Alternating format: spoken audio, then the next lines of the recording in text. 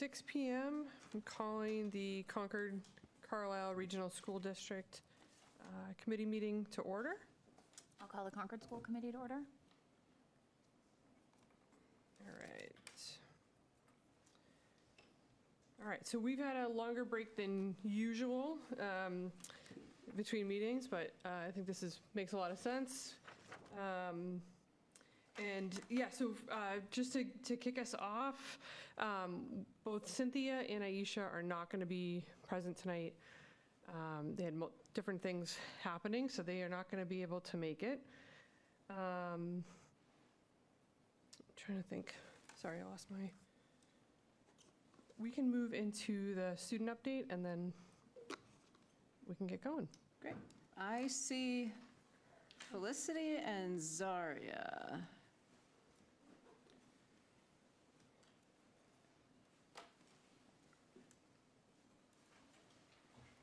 Can they hear us? I don't think they can hear us again. Want me to ask? Yes, please.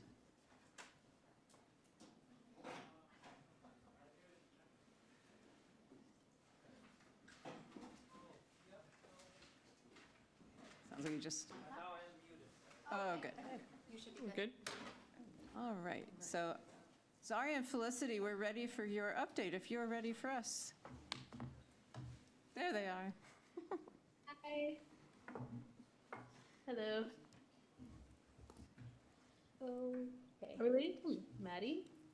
I think Maddie is on her way to Student Senate, so she should in just a minute or two.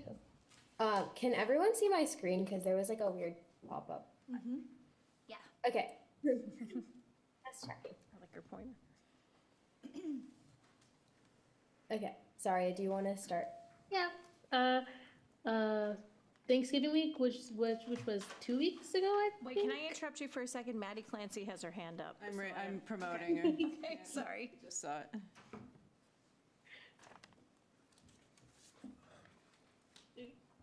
Hi, sorry, I just got here.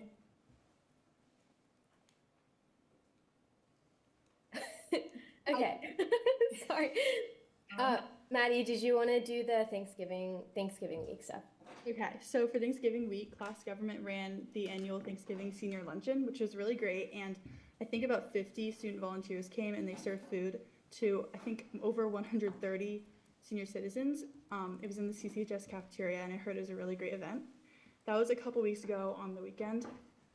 And then South Asian Student Society had their Diwali celebration, and I think that was around the same time as Student Senate Spirit Week, so that kind of coincided nicely with it. And in the Spirit Week, we had a lot of great events, including there was, every day there was kind of a theme for students to come and dress up. So there was school colors, and I think some CC merch, which is cute. And then on the actual day, the last day before Thanksgiving, we had our Spirit Assembly, which is such a fun event, and Student Senate runs it. And there was, I think there's a teacher versus student tug of war, which is really entertaining. And then the fall and winter sports captains have this competition where they're running and popping balloons.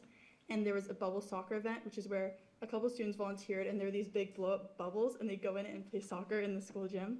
That was really funny. And then also cheerleaders and football players had a little dance together, and the band came and they performed the whole time. That was really fun. Yeah, it was definitely a very popular assembly, and yeah, for performing arts related stuff, which I always have performing arts updates, but for December there's a lot going on. And last weekend on December 1st, or I guess 2 weekends ago, the CC Chorus performed at the Concord tree lighting in Monument Square, which was really fun, with the Beantown Swing Orchestra. So it was really fun for us to have that opportunity. There were thousands of people there, and to be part of that bigger Concord event and celebration was just really, really nice, especially since it was canceled last year. Prism 2024 is this Friday and Saturday night. You've probably already heard a lot about it, but it's definitely one of the most fun performing arts traditions every year, since all of the ensembles are entirely student-led. This is a very student-run event. So Some of the highlights, I'm not supposed to give away too much, but some of the highlights include students will be barking like dogs. There may be kazoos, and there will be the return of the infamous bubble machine, and also the fan favorite sleigh ride, which will since last year there's a raffle for a guest conductor for a sleigh ride, so you should definitely go, and you should definitely enter the raffle to conduct sleigh ride because it will be very entertaining. And also chorus is doing the annual pop-up concerts that we do on the half day before winter break, which is super fun. We go around the different breakout spaces, and people are all in like the holiday spirit, and they also like being able to skip class to watch us perform and be part of that like Christmas and winter and New Year, Hanukkah spirit. Yeah. For winter activities, we have our winter sports that are starting. I know a lot of my friends are now staying after school again and getting into that preseason, thing. But I also think that they might have started this week. I'm unsure. But I know that a lot of the bus schedules have changed because of it. So I'm assuming they either started this week or are going to start in the upcoming weeks. Yeah, they did start this week. Yep, you're right. Poetry Out Loud is happening next week on Wednesday. It's a slam poetry reading competition, and I usually hear that it's really interesting and really fun. And yeah, we have a lot of bake sales and holiday drives. I know we have the Boston Backpack Project, and there was a coat project for kids. But there's like so many, and I just really feel like that is needed, and it's a really good way to build community around the school. And on Friday, we have our Fun Friday, and it's Wear Your Ugly Sweater Fun Friday, which is very interesting, and I'm very excited to see all the sweaters that we've So fun. we've had a lot of half days this past 3 weeks. I think the day before we left for Thanksgiving break, we had a half day, which was the Spirit Assembly Day. We also have a half day tomorrow, and we have a half day coming up on December 20th, which is our last day before winter break. Yeah, so we're very excited. Also, we noticed that this would be the last meeting of 2024. So we're excited to continue presenting for school committee in, I guess, next year. We're excited for the break too. That's great. I know the swim and dive team did a babysitting fundraiser, which we participated in. I'm very thankful for that. But it seems like a really busy time of year, which is great. Keeps it moving. Any questions for the students? Feedback? Very thorough update. Yeah, thank you. Good luck with the close of the year. Enjoy the half Thank day. you. Thank you all. Thank you. Okay. We always want to be mindful of the students' time. It's a school night, it's a busy time of year, so we can move into our portion of the meeting. I just want to make sure everyone noted one change. We did move the CMLP conversation to the end of the meeting, so the region will adjourn, and then Carrie will take over and lead the CPS-only discussion on that, as it pertains pretty much just to Concord. I also wanted to give a quick update. Like I mentioned, Aisha's not going to be here. She had a last-minute work commitment come up. But Domingos, I do see you're here. We wanted to say thank you for your service. And also just give an update on the backfill process. So Aisha will be leading the election. We're going to get into the policy in a little bit.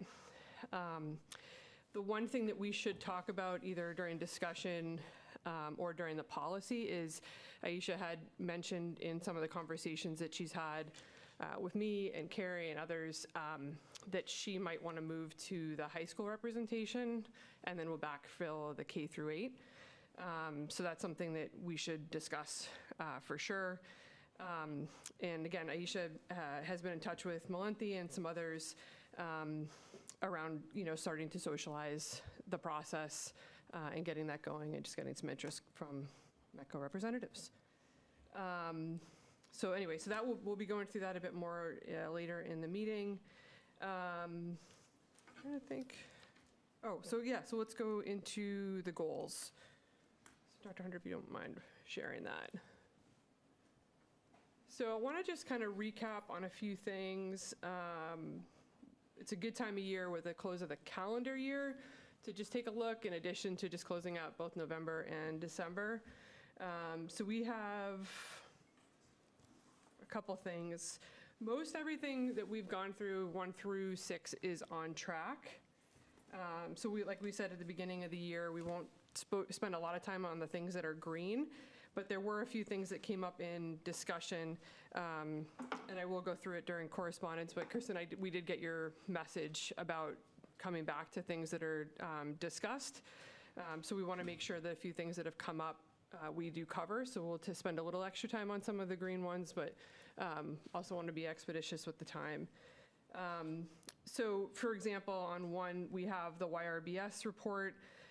Some questions came up during that initial discussion. I know it was covered publicly in the bridge this week.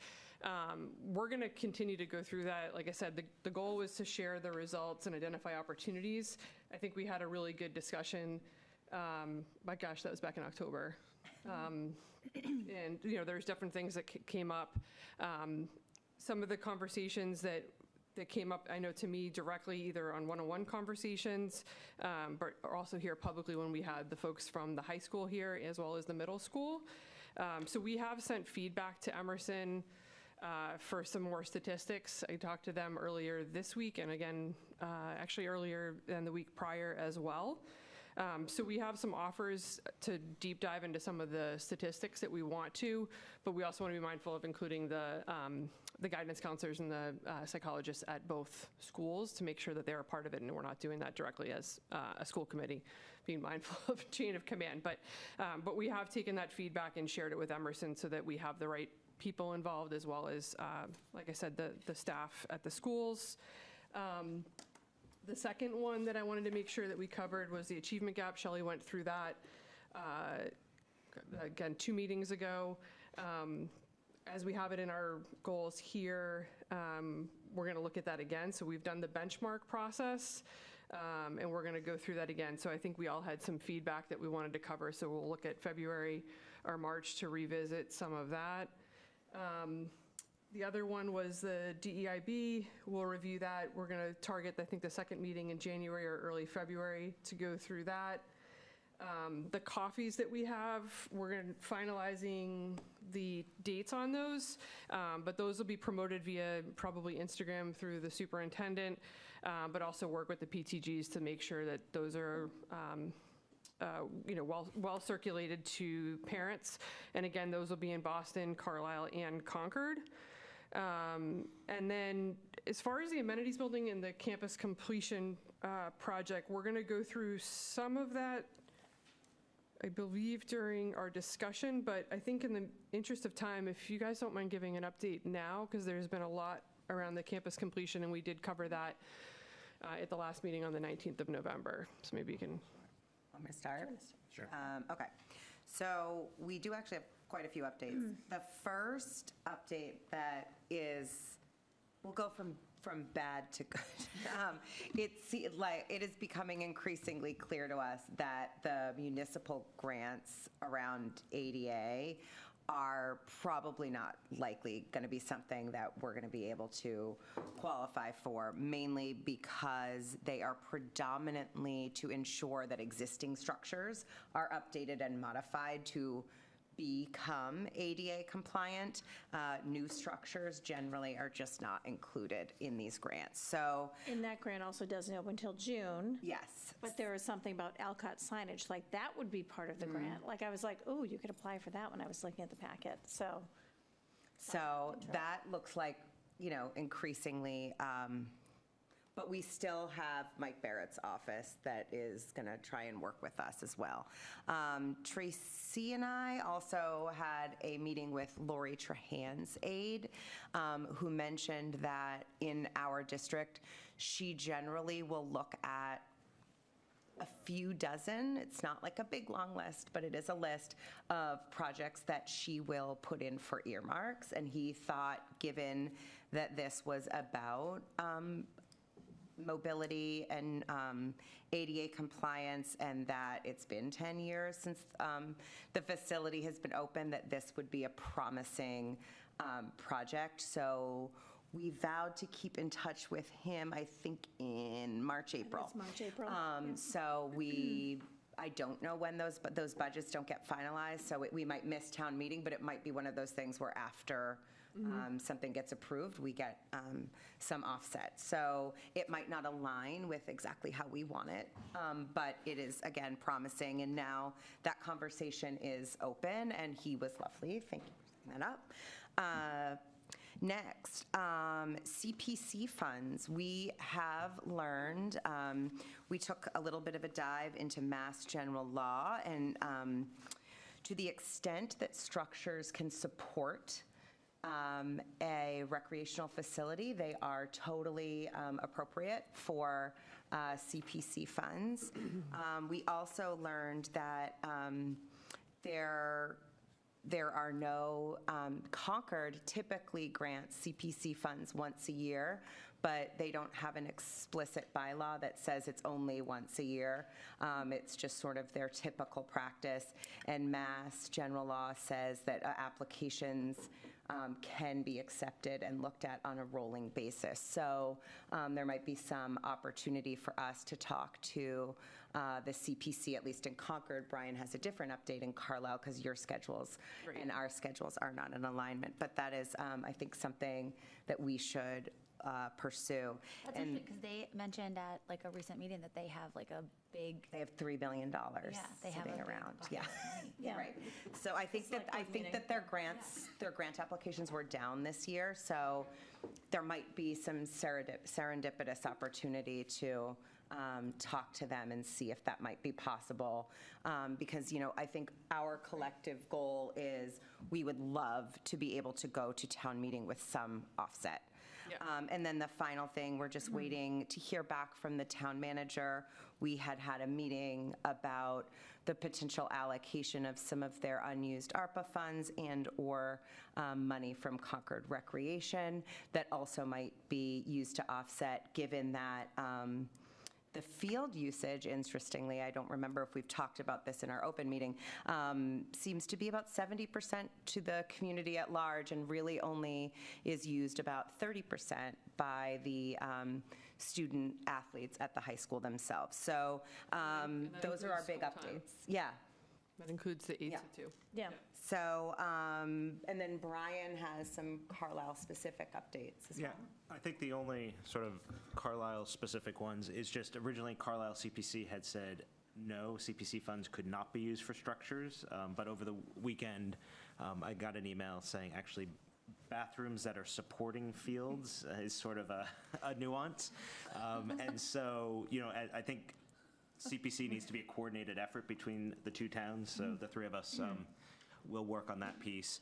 And then, as we said, we do need to circle back with Senator Barrett's office, but I think I've said this before, we have to have an approach before we circle back. We have to be more dialed in terms of which option we're doing and what that price range is. So I'm hoping that we can come to that consensus today.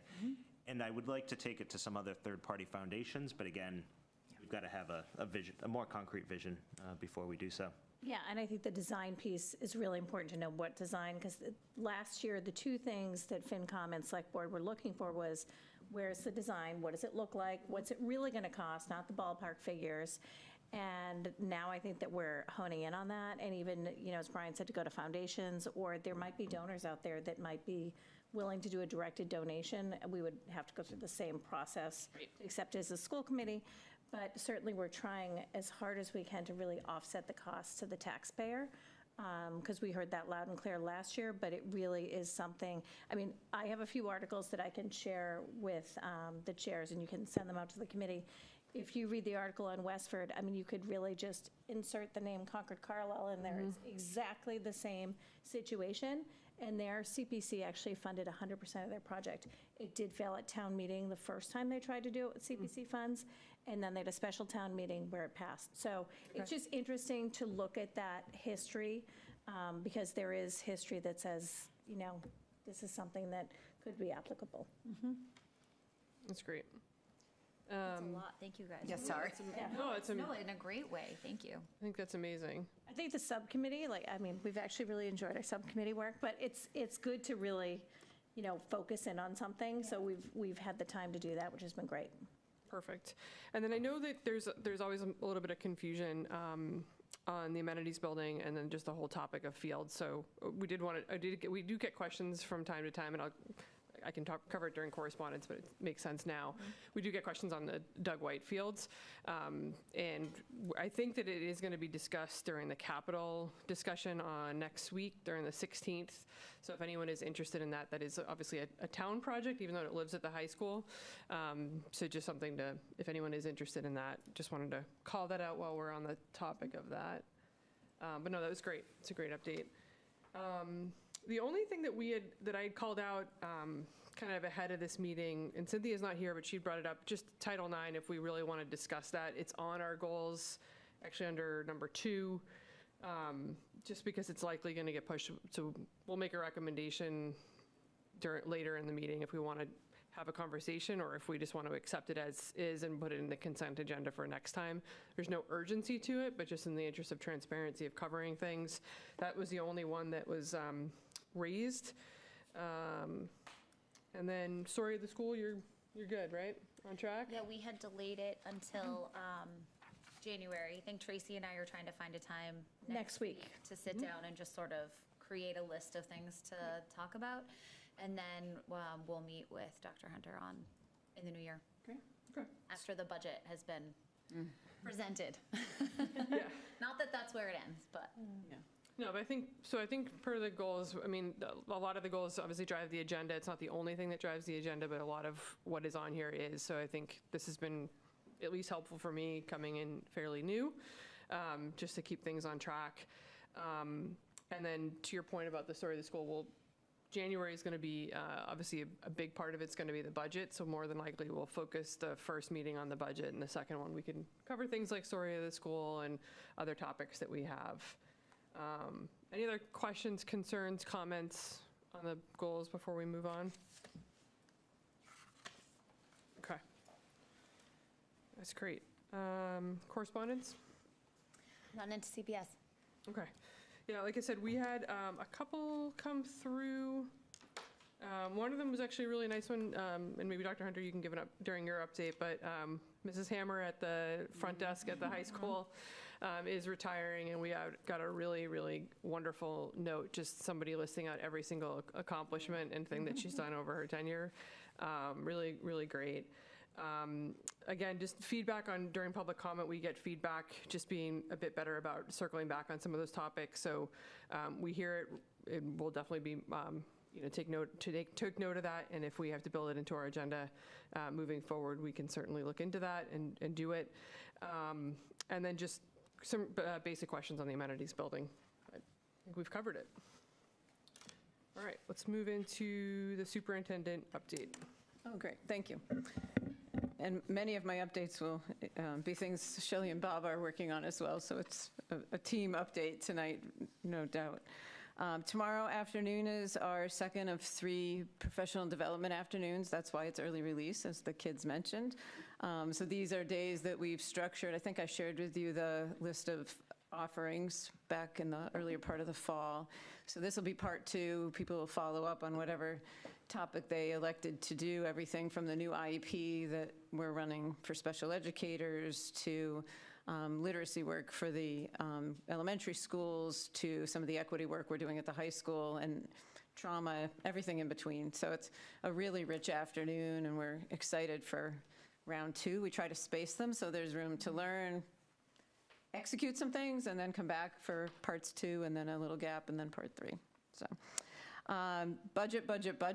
Bob and I are not doing much else right now. We met with all of the members of the leadership team as they came through last week and brought their zero-based offerings, which I have to say I'm really impressed with the level of depth that they went to. It happens every year, but I don't know, this year it's really striking me as really meaty and substantial. And you're going to be able to hear a lot of alignment with the strategic plan and the goals that you referenced, and I think that's going to be really exciting. So where we are with numbers, we don't know yet. Bob's pushing it all into one thing as we speak, so more to come, but we will be ready for the 7th of January and probably posting it the week before. And let's see, CMS, the race to the finish line to open a new school on time is real. I was in the construction trailer this afternoon. The GC, I mean, we're all a little giddy almost, you know, like just get a little silly at points, and I don't know who's more stressed, him or me or who, but we're we're gonna make it, I think, but That's amazing. it's close. It's super close. The goal is that we have some access the 14th of February. Furniture starts to arrive mid-January. Yeah, so they have to be done. So they're trying to get out of the classroom wing, which they're just finishing floors, and then they can move on. And then B is where some of the common areas are, and then the art and world language rooms, and then they'll move over to the gym and auditorium. And, you know, it's a race to get out of the way before the furniture starts to show up. So the goal is we have a PD day for the middle school on February 14th. That's intentional to give teachers a day to, in our perfect world, get into their classrooms and sort of feel like they got some time. They're obviously getting a lot of other time for packing and moving too. We have movers onboarded now. We just did the RFP for that and have awarded, or about to award the bid at the building committee meeting. So a lot of the details are starting to come together, and the goal, in perfect, everything goes the way it should, we're going to be able to open the building up to the middle school families and kids, knowing some people are away, but it's the best option we have during the February break, so it's at least a place they've walked through. But obviously, we're going to treat it very much like the first day of school when we first go in, because no one's going to really know where they're going. But it's getting really exciting, so more to come on that. And last week I met with Aisha, and I met with a couple of METCO parents. Today I met with the METCO professional leaders, doing some check-ins on where things are and some wish lists and the energy of how things are going. So there's a lot of positive things happening and some goals we've set, mainly around community and engagement for the rest of the year. And of course, all the things you've talked about, achievement gap and other things as well, but some good conversations there. Shelley's doing a great job leading work on an ELA curriculum for K-5, which is the first time in 8 years I've been able to say that, so it's really, really exciting. We've done a lot of phonics work and, you know, evidence-based work at the early grades, so that's well established, but the overall program that now, especially grades 3 through 5, takes it to the level of knowledge base and comprehension, and the evidence and research in those areas is newer than the phonics, so these are programs that are like hot off the press, and it's hard to find a district that's used them for more than a year because they're that new. So we're right in the thick of it right now with the other communities that are looking at programs. It's really exciting. That will be in your budget, so you'll... Is that something you're looking at implementing in the next, like, year or 2 years? We're still working out the details of the plan, yes, but how we get from here to there is still evolving, yes.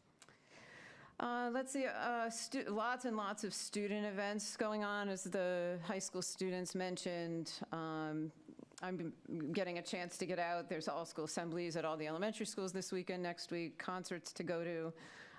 A lot of just great energy as the vacation comes upon us. So I think we're all ready for the break, but we're kind of going out with a lot of fun intact. So I think that's exciting. And yeah, things are busy, but a lot of good busy. So that's a good thing.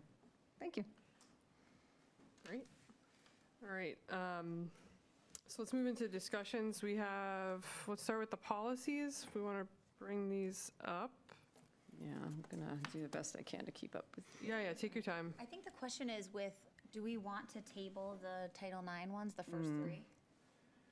We can, I mean, I think the benefit of the subcommittee, oh, you mean just in general? Yeah, we could do that. I think just in general, and then also because Cynthia's out, Yeah. she was the one who had like questions on this. So since it's not like we have to do not this pressing. today, we might as well just wait Okay. until we get her perspective. I It think is my that's good. opinion. I don't know if other people. No, agree.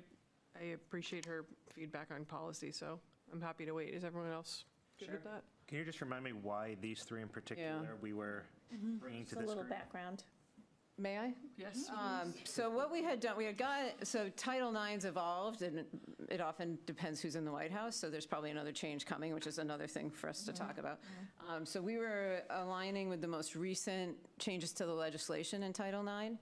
MASC had put out a version that in all the other Title IX work we'd done this summer to prepare to make sure, we did trainings with the lawyers as an admin team, and so we'd been doing it from a different angles. I asked our legal counsel to look at the MASC versions to make sure they aligned with what they had trained us on, and they actually thought there were some things they would prefer to tweak. So what you've got here is the MASC version, and then next to it, you've got our legal counsel's version, and then we did a comparison of the two. So I personally believe you did recommend to the policy subcommittee that you adopt legal counsel's version because it's a little bit more honed in on a few things. I don't think it's necessarily bad to have the MASC version, but ours is just a little tighter. And Cynthia had some questions, I think, just on that process and some of the differences, if I remember correctly. But these are all based on our legal counsel's opinion, right? The ones that say district are all legal counsel Right. writing them Writing for us, yes. So why wouldn't we just adopt that and I vote don't on want to it speak for tonight? Cynthia, but I think her feedback was, these are going to change again, but, Yeah. which is likely to happen, but also we have good policies for what is currently happening. Yeah. And when was the last time we revised them before now? I just don't have that in It front of me. wasn't that long ago, but we knew, there had been updates to the legislation that we knew we needed to adjust for, so this is one of the ones that these get revised the most often, probably So of do any you feel of like them. it's pressing for us to revise it right now? Not tonight. I would like to align with current legislation, even if there are changes to come. I think Right. it's just good practice to stay aligned and edit when needed, but, so maybe in the January meeting. Yeah, I mean, the other thing, We could just vote to. we could vote for it because I Yeah. don't think Cynthia had any opposition during our policy subcommittee of what the district, as the district policy is written in this here. I think her comment was, it's definitely gonna change, so do we really want to spend the time? Push it off, kind of? Yeah. So we can, I mean, I think it's fine to Yeah. table I it till mean, January. What we've but- experienced with the federal changes, there's usually a year to two lag time before the legislators meet again and talk on it, and then the actual policy changes. So I think it's good practice to should stay update it aligned. for I think sure. so. Okay. Yeah. I mean, we can review it. Why don't we take a look at it? It's on the agenda. And we might as well. Might as I mean, well. while it's here, we might as well, and if we Yeah. feel as though we're ready to vote on it, I It's think we not, should vote. Great. I don't know if anyone can share so everyone else can see it. So I can share. Which version do you want me to share? I think the I district think the ones, you can see district's the red line. cleanest one to look at. So this is I'm a, not Sharing my oops, hold on a screen. sec. I have a work thing later on tonight that I cannot mix two worlds. Gonna There pay you my go. mortgage. So this is ACA-R, non-discrimination on the basis of sex, including sex-based harassment. If you want to, Lori, if you click on the Yeah. compare one, it that's, shows I the went to. Yeah, I like the, Okay. that's what I went through too. This is the compare one. Yeah. Just remember, it's probably reverse of how It's your backwards. mindset would have been. Yeah. It's a little back, it's not backwards, it's, So the edits anything are in what red is what? MASC had. The red is MASC, The red is MASC. yeah. Okay. So you can see there were some things removed, there were some edits to small language changes.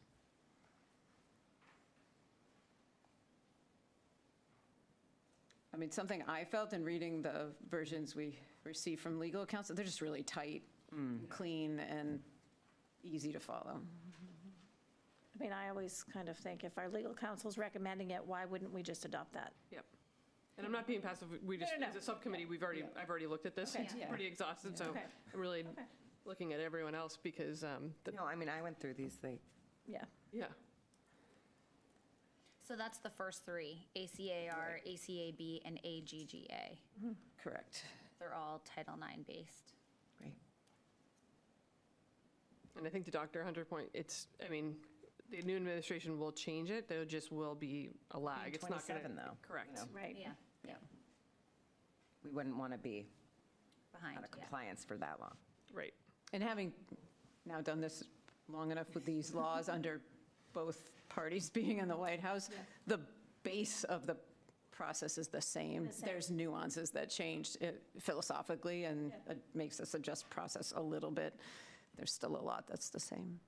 Great. Thank you guys for doing this work, Yeah, thank you. for legal counsel, for looking at it. Yeah. But it is good to call it out. I think it was good Yeah. that Cynthia did that just so we can have the discussion, but Yeah. I So- think we have a good recommendation. Do we want to vote on these three? Why don't we wait till we go through the fourth through all one? four, Yeah, and then we'll go through and we can just vote on all the policies at. Right. At large? Yep. Great. All right, and then do we have the red line version of Yes. BBBC? Okay. There's just one sentence To add. additional. Yeah. As a recommendation. Yeah. You can decide what you want to do. I was asked to provide a recommendation. Yeah, so we have the, so BDBC, this is the policy around MECA representative to the Concord and Concord Carlisle School Committee. So we don't want to have Domingos' seat vacant. We want to backfill it. As I mentioned, Aisha would like to move to the high school, given her experience. And honestly, we just think that there's, just like any other school district, there's just a lot more parent involvement in K through 8 to backfill. And more parents, there are more kids. Yes, more Yeah. kids, more parents. So, so that's one piece of it. There's nothing that prevents us from moving the representatives from one cohort to another. We've read the policy and run it by legal counsel. So I guess the question would be, with there not being leadership in the METCO PTG, we don't want to have a stalemate. So the recommendation is to defer to the earlier part of the policy. And Carrie, correct me if I'm wrong if I'm misstating this. And so we're recommending adding the bottom sentence that you can see here. Should the METCO PTG not be active, the school committee will run an interim election. And again, as I said in the beginning, Aisha would lead that, Great. and then we can support her as needed. But it would, if you look at the beginning part of the policy, you can see we would follow the process that's there around the election. So it's not any new process, it's just deferring to the previous one in the absence of leadership in the PTG. And you guys, and I know the answer to this, but just so it's public on the record, you guys have talked about this with Aisha. She's on board and Yes. ready to move. Okay, Yes. great. Yeah, and she, correct me if I'm wrong, but she has, my conversation with her, she has spoken with some of the other METCO families about it as well. Correct. Correct. And we'd be working with it. And again, I'm sure everyone knows this, but she's a Boston police officer and she had an engagement and could not move it, so. And I would normally defer, but I don't want the seat to remain empty. I want to fill it.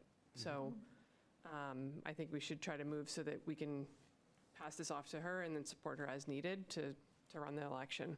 Great. I think more time is important. So we can vote on all four. Is there, I don't know if we want to have a motion to do that, if we want to have a discussion. I know typically the discussion goes first, but are there any questions before we even move to a vote? I just have one question. I feel like there's a typo. Okay. In this, it's the school committee will run an interim relay. Oh, in an interim election. I don't think in belongs there. Yep, thanks for the edit. Nice catch. Yep. The base for this policy, was that from MASC? No. They don't have one. They don't have one. No, We actually wrote There's it only like together. a couple districts in the state that have MECO representation, so we're an early adopter, so. We did do it in We did consult. look at everyone else. We did it in consult with MASC and Dorothy, who was our former MASC person, now it's Alicia, even in terms of giving us the right letters. So some of the other METCO policies in other districts, they were kind of randomly assigned letters. She's like, no, we need advisement as to where we put it. And so we have the proper format for it. And then we wrote this as a committee, like literally it was on the screen. That was like one of our first things we really did live in the meeting as a committee, and we were editing as we went. Got it. Okay.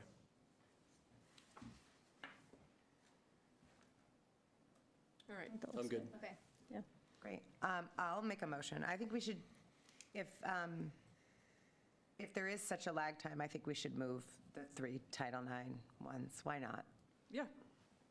So I would like to make a motion to approve policy ACA-R, policy ACAB, policy ACGA, and policy BDCB as amended verbally in our meeting. Second. All in favor? Aye. Aye. Discussion? Well, we shouldn't do discussion, but I'm sorry. All right, we're good. We did the discussion discussed. previous. Okay, great. Thank you. And we'll make sure that in the January, I can't think of the date, I'm sorry, I don't see it. 7 is the 7th. first one. That Aisha gives an update when she's here. I think the other piece that we'll get into in terms of a scheduling is just making sure that, yeah, anyway, going off topic.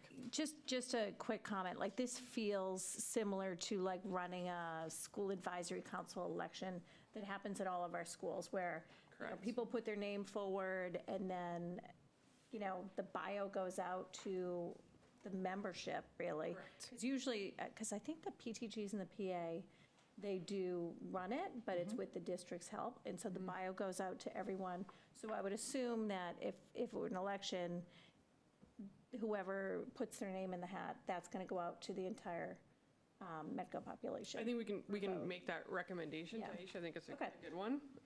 So I think we can certainly do that. Okay. Great. Okay. All right, so then we have our, next is capital updates and amenities, buildings, options. We're going to start with the capital updates. Which district, CPS? Yeah, we'll start with CPS. Just while Bob's queuing up, so the CPS capital plan, which you've seen, I'm talking to the Concord committee. We made some revisions after the zero-based budgeting process and a meeting with Carrie LaFleur. Some other needs have emerged that weren't surprises, but a plan needed to be made. So those are part of the recommendations. And then in talking with Carrie, it was a really productive meeting we had Friday where we've seen sort of what they're thinking and they've seen ours. And Carrie was actually supportive to suggest, given where we're at, and this will obviously be Monday's discussion, that we leave everything in and not make edits prior to that, but have it be part of Monday night's discussion. But we wanted you to see all of it. And just for as well. clarity, the one that's linked to the agenda, that's the most. revised That's one. the revised one, okay. I just And it wanted to make has this sure. last page that shows the differences, and Bob's going to go through that now. Thank you. So I'm just going to run through the differences before I circle back to the plan. Since we've last met, these are the changes we've identified that we're recommending be made. We took out the ADA accessibility signage, thinking that we might be able to obtain grant funding for this, and that's something we'll pursue separately. The repairs to the Alcott building exterior, we're small enough that we were going to see if we could try to fund those through the operating budget. The CMS exterior site improvements is specifically the irrigation, which we were, guided, it was guided to not be included in the building project. So we're including it in our capital plan. Our previous estimate was $350,000. We have a revised estimate of $350 plus $50,000 in design costs, so a total of $400,000. Office equipment is copiers. We anticipated that we'd be able to acquire copiers, but due to some quirks in how you need to pay for these through capital funds, we can't use the prior capital funds we had, and so we're going to be adding these to our FY26 request. We have, you've probably heard us talk about, we struggle a little bit to invest in the building that we're in right here in Ripley, and feel like we want to prioritize items that are where our students are. So we've deferred some items there to FY27. The one item we do have in here is $15,000. Our servers are, I'm not going to say where they are, actually. There's no need to. But our servers are in this building, and they're over $500,000 worth of equipment. And we have an HVAC unit that doesn't adequately heat the room. And we've had issues during the summer where we're like opening windows, we're putting fans in, and it's not, Ideal, yeah. Yeah. not It's something- worse than not ideal. worse than not ideal. yeah. It's got the equipment's at risk, for sure. Yeah. Totally, I mean, it needs heating and cooling, it needs both. So the existing equipment in there isn't sufficient to support what's in there. The Willard Building exterior, we've deferred that as well, a year to FY '27. Didn't feel like it was something that had to happen this year. The Thoreau roof, this was one where we had a suggestion from the town manager, Ms. LaFleur, and this increase, we don't know exactly how much it's going to cost to repair the Thoreau roof. We're getting a survey done, a more detailed survey to assess the condition and the options of repairing it and to the extent to which it needs to be repaired. You know, it could be something from, you know, patchwork repairs. It could be, there's a fluid application you can put on top of the existing roof. And then there's different sections of the roof that might not be in the same condition. There's 2 flat sections, and then there's a slope section. The slope section, like the shingle roof, actually seems to be in decent condition. So what we've done here is we've increased the total to $250,000, you know, knowing that there's some uncertainty on what the cost will be. But this also moves it to Tier 2, and that was the suggestion from the town managers. It's close enough to the Tier 2 threshold. Why not move it there where we don't have a lot of items in the budget right now? And then the last item is technology. We did a deep dive into our technology, what our needs are, what our budget can support. And this cost reflects additional cost above our budget to bring our devices current, both student, staff devices, and also if we have funds to replace interactive boards. So we wrote it flexibly in the event we have money to start moving on the interactive boards. We do have, you know, a budget set up, and, you know, when we review our budget in January, you'll see we've built our budget to be what we think we need on an ongoing basis, but there's a little bit of catch-up. And so this is to address some of that catch-up, and we probably would carry this at least one more year and then be in a better position. So, yeah, the focus here is K-5. We had some of you were here, we had a 4-year lease in COVID to go one-to-one overnight. And during those 4 years, we didn't do anything else. So now we're behind a bit.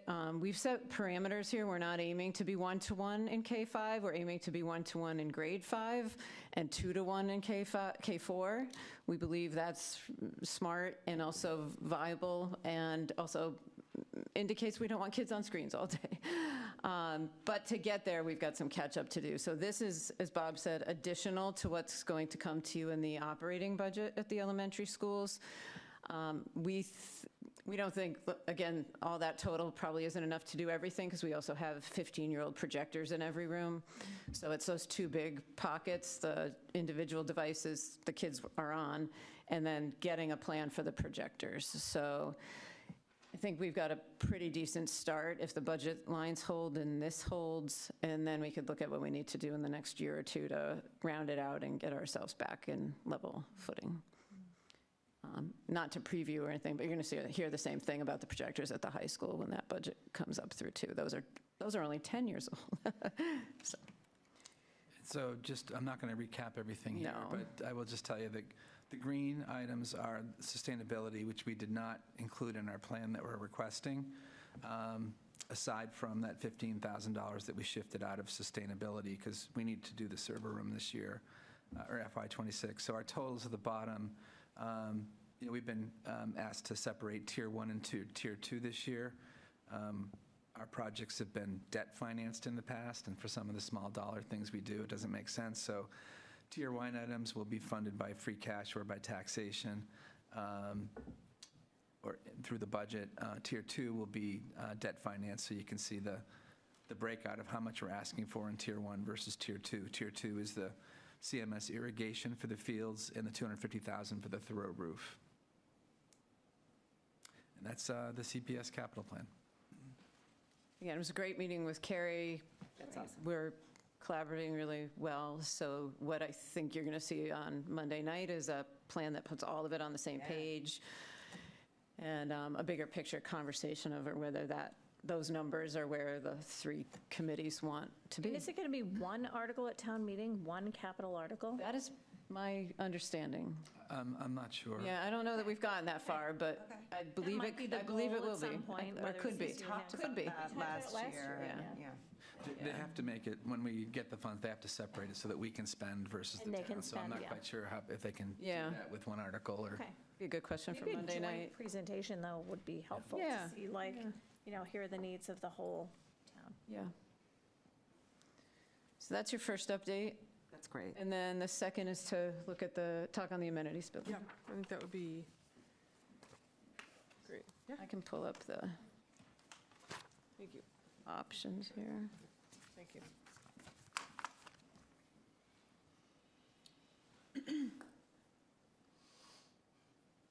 And I read before, I know I missed the previous meeting, but thank you to Alexa for leading that discussion. And then also just, again, the subcommittee, the great work you guys have done and just making it really easy to take a look at everything, so thank you. We really enjoy our subcommittee meetings. It's good. It's great.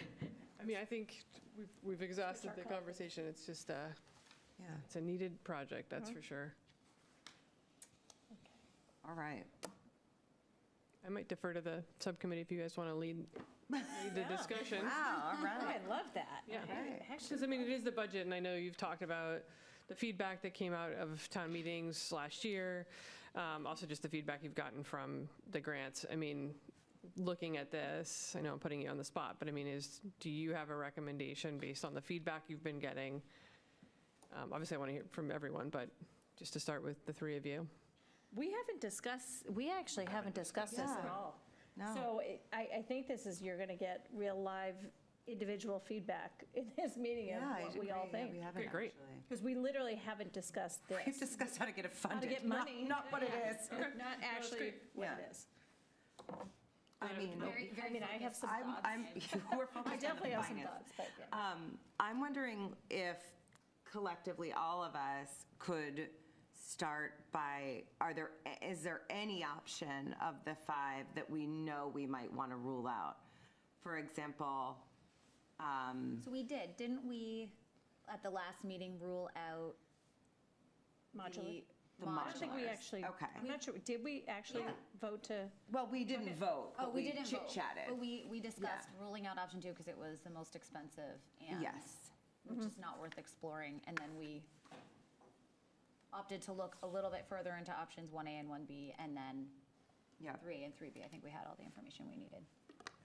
Yep, and I know we're still soliciting, I know some that there was options on questions. The questions can still come through, I think, from a, to your point, Gary, like the modular one, we know we can omit. But the questions will still go, we have not, I think, we only had one, came from Brian so far. But if anyone has any other questions that need to go back to the architects, we can submit them. And just for everyone's benefit, what my question was, and it was the same question I had in the meeting last time, which is if we were to have the kitchen, for lack of a better term, like what percentage of the overall cost is that? Right. And they said it was less than 15%. It was negligible.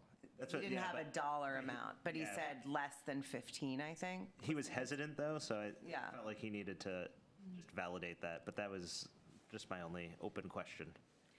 And then, Bob, I think one of the other questions was, did we get a quote from them or an idea of what it would cost to add an athletic, not like a locker room, but a trainer's room? Add it, or I think we had talked about potentially. Subdividing. Well, yeah, Instead of like using it for reallocating food. some of the space, yeah. Yeah, I mean, we had talked about potentially not having concessions and using it for like a trainer space, or you could do a small add-on room. Yeah. I don't have a cost for a small add-on room. You could repurpose the space for that. My feeling is, given that concessions would only be like during an active game, and given that that concessions room, as described here and as we saw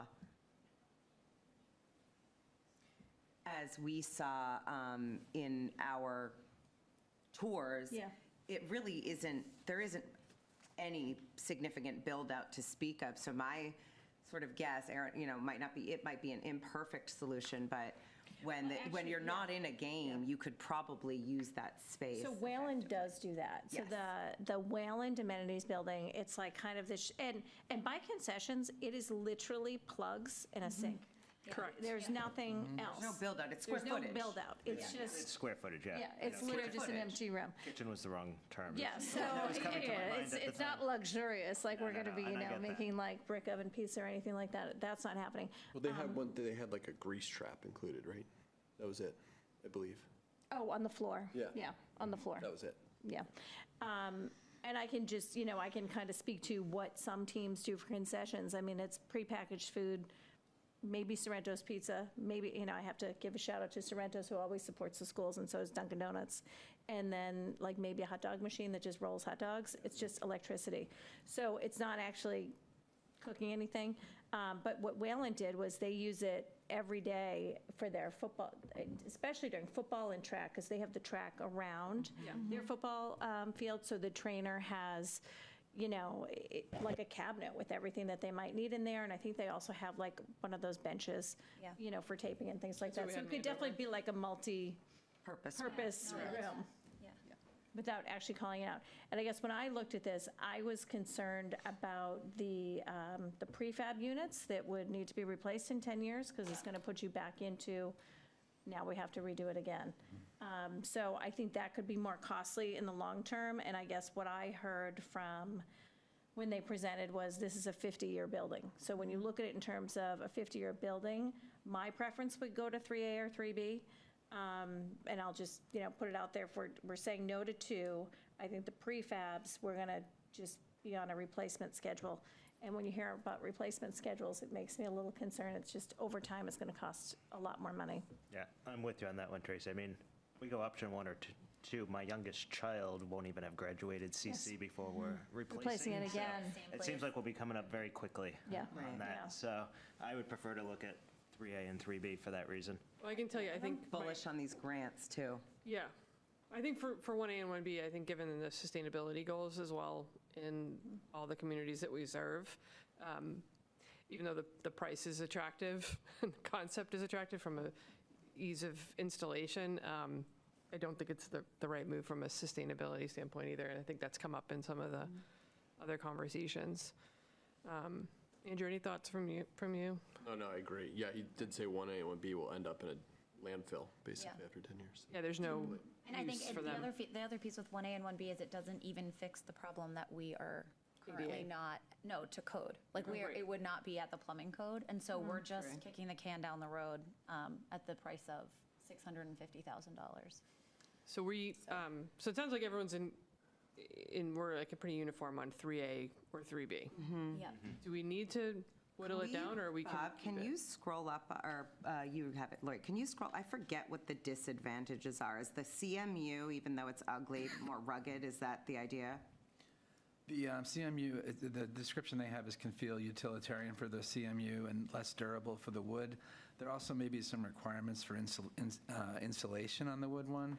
Oh, yeah, that's right. He said Which that. my takeaway from the conversation with them I had separate from this meeting was that unless we really love the aesthetics of the wood more. I'm just saying it's less money. Yes. Wood is less money. Wood is less, the other one will be warmer, I think, and it's, it's metal blocks versus wood. Yeah. And then I can get additional feedback from them, but I think that there is, is there any more in the report? I mean, I guess I would want to ask them, what do they recommend? I mean, the cost is very similar. What's the most durable? Obviously, the CMU. The CMU, obviously. right. Yeah, And I think 3A that's is the what most Westford durable. Yeah, I think their most durable. recommendation is 3A. Would be for 3A. To me, Carlisle is sort of where I lean in on the money piece, that every $100,000 is more impactful for you all than it is for Concord. So this is probably how we're supposed to do this, but I would almost defer to the two of you, on this That's my biggest vote. concern. I mean, that's. Yeah, that's like, why I so tried if to- that money is impactful, I'm okay with going with 3B. If, again, I'm somebody that I'm feeling bullish on these grants. We had the nice conversation with Trahan's office. Mike Barrett's office is still in play. ARPA, we have a lot of balls in the air. And I think we're going to get some offset, whether it's But I guess exactly my other what we question- want. Yeah. would 3A have less maintenance over the course of the 50 years compared to 3B? Yeah. In my mind, it would. Yeah, wood you're going to have to attend to. Exactly, and so you may be paying more upfront Yeah. Painting Yeah. for less and maintenance. whatever. Less Or maintenance. maybe a yeah. wash over the course. I also, I mean, I think the CMU just makes sense in a million different ways. My concern from a Carlisle was, I think I probably gave a little bit more of an obsessive look at 1A and 1B. Because I think that's the kind of difference that we need, even though I do appreciate the change, just because there's just no tax base to spread that out. I think ultimately, to Brian's point, like, we're looking at total cost of ownership, like 3A to me is a kind of a no-brainer, especially given where we live. I mean, there's going to be pests that are going to get in and Cold. staining and cold and all that, yeah. Storms. Storms, yeah. So it sounds like 3A seems, I'm happy to make a motion. yeah, well. And I think, yeah. is the motion that we support 3A or that we like give Well, the because then it'll, consultant to, the authority to Design it. design it? Yeah, Yeah. okay. Yeah, I think what we'd like to leave with is you selecting a design and giving us the authority to tell the consultants to move we gotta forward with that keep it design. forward. Yeah. Right. Part of the reason they offered 3B too is in case we wanted to offer a heated building, which is something that's difficult to do with 3A. So 3B you could do if you decided you wanted to do heating, which I don't recommend for the fact that it's not used No. in the winter. No. But that's another part of the reason why they put 3B. In the majority of these buildings, they have these, for lack of a better terms, a space heater with a cage over it. I mean, that's totally fine. Yeah. There's nothing there now, so. So is the deliverable, the next phase would be a design, but it will also, there's still a $300,000 kind of range, so that will hone that in? Well, when we go out to bid, like, there's variability, and we don't know what the market will be, we don't know, so there could be some variability. And then when we design, you might, like, maybe you say you want the training room, like, there might be a couple little nuances that we give feedback, like, they'll go through the design process, and they'll probably pause somewhere in there and ask for some feedback, so maybe there's something small that we want that affects the price a little bit, so. So we will have the opportunity to check in one more time. They won't go right to final design, here it is, we're done. Right. The more you tell us now, though, the better. Smoother Yeah, process. and I think, we'd love to have it all. We'd love the training room / concessions area, and if they could be a shared, like, whatever the cheapest way to do it is, to give the most flexibility and give the athletic programs what they need in terms of wrapping and taping and all of that, but also the boosters programs, what they need when they need to fundraise for their teams. Yep. Remember, what is the timeline then to being able to actually see a design? 3 months. 3 months. Yep. So, so we need to greenlight this. Yeah. Let's Sooner rather than later. Yeah, and I think just the final comment, just for everyone in the public, because this is a little bit different than usual, the Carlisle town meeting is first, and then second, so we need this to pass in Carlisle first. And I think that's why I've kind of underscored the work that you all are doing in your subcommittee, how important it is to get all these, I'll say, complementary funding sources squared away, so that when we go to the, I know, we really appreciate it. And even, we might have said, just for the general public, it is the end of the year, and sometimes people like to do some giving towards the end of the year. So, we would happy to entertain any type of donations towards the building. Appreciate that. I think to Alexa's point earlier, the usage, we have raised that, and we will cover some of this at the Capitol meeting next week as well. We've engaged with Mary and Carrie. No promises have been made, but we have talked to them about that. And I think that's something that we should continue to talk about, because it is a community space that I would say that the high school stewards, and we certainly use it. But it plays host to so many events that happen in the community. So, I think there's some shared responsibility to that. Yeah, I think, when I first joined the committee, the sort of narrative out there was, oh, this is a facility that will be in use 15 times a year.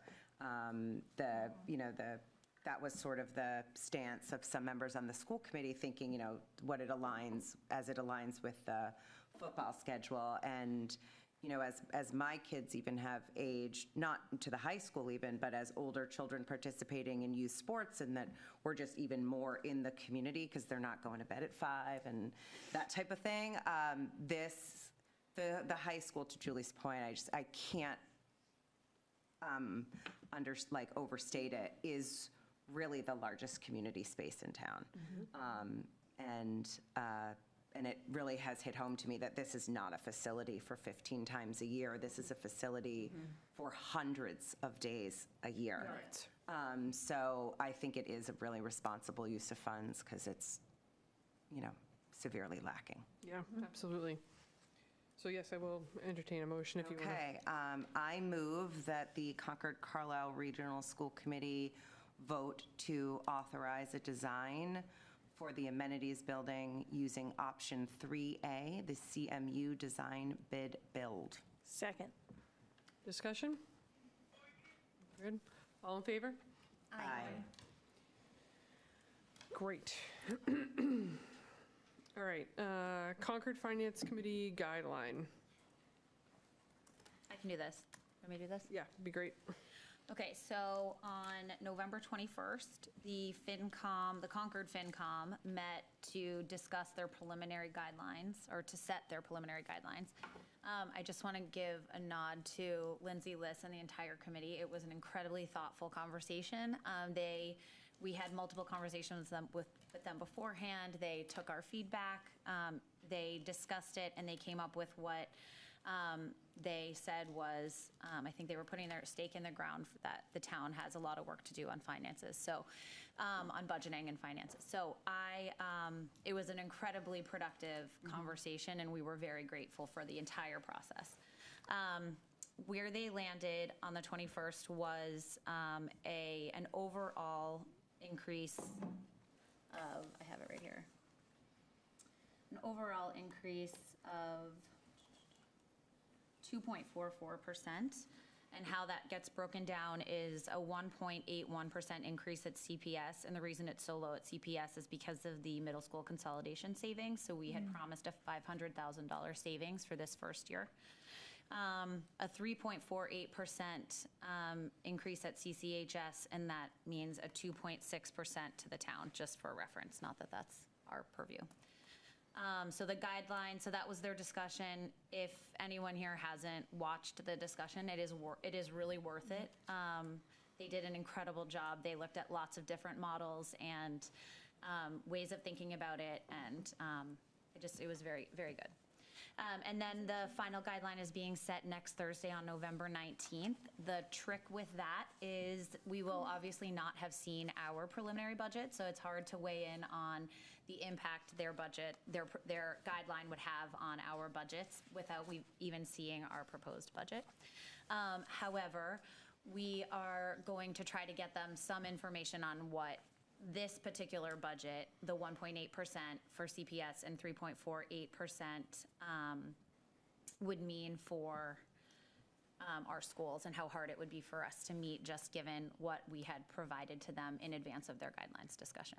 So that is the update. We'll know, more. I think what in my conversations with Eric and Lindsay and others, and with Julie and Dr. Hunter as well, and Alexa as a liaison too, is that this is while these guidelines are really important for the town, and we are going to do everything we can to meet them.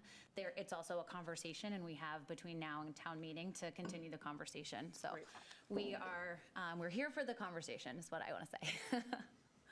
So that's it for me. Did I leave anything out? Or I just want to echo your opening sentiment regarding how this process was undertaken this year by the Finance Committee.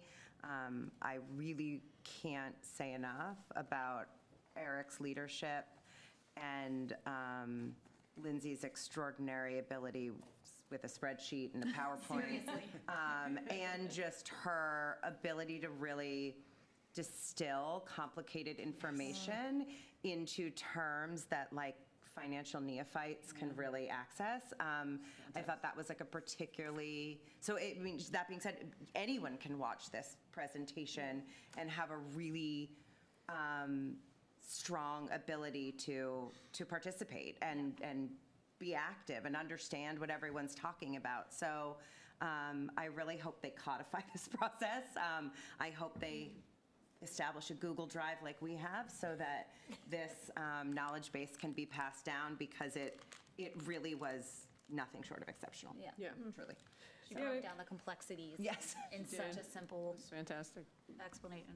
Yeah, no, I think to Carrie's point, I mean, I think the meetings that led up to it as well, I think there's a lot of, what I've learned, not only coming here, but even just in Carlisle, like, what's really, I think, complicated around a lot of the schools is there's a lot of privacy with students, and there's a lot of privacy around cost and different things, and I just appreciate not only the, like what you mentioned about I'll say the financial literacy and capability to do that, but I'll say the empathy, because we talk about a lot of things that we have to do given Mass General law, also just the right things to do. And so instead of having to have that fight constantly in public, we could do it at an aggregate, so it's still out in the public, but not have to go through it every year on things that we really can't control, in the best interest of our community members, which is great.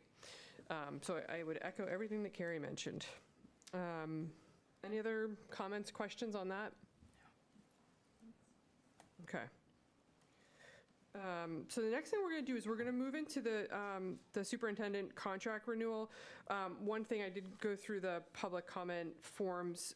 We have one form that is making a comment on the agenda item, and the agenda item is the contract. So we'll go through the discussion and we'll vote for it after public comment.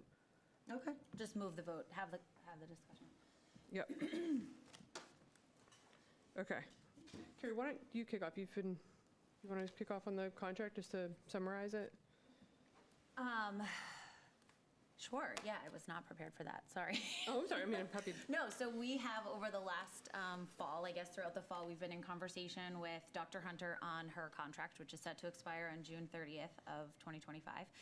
And she has expressed an interest in remaining on, and so we, as a committee, have all discussed what this contract might look like. And Julie and I had multiple conversations with Dr. Hunter, with the committee, and we've come to an agreement on a contract that will keep Dr. Hunter here for the next 5 years, or up to the next 5 years. We hope the next 5 years. So that is the overview. What I just want to say about the contract is over the last 3 years that I've been a member of this committee, I've seen firsthand just how hard of a job being a superintendent is.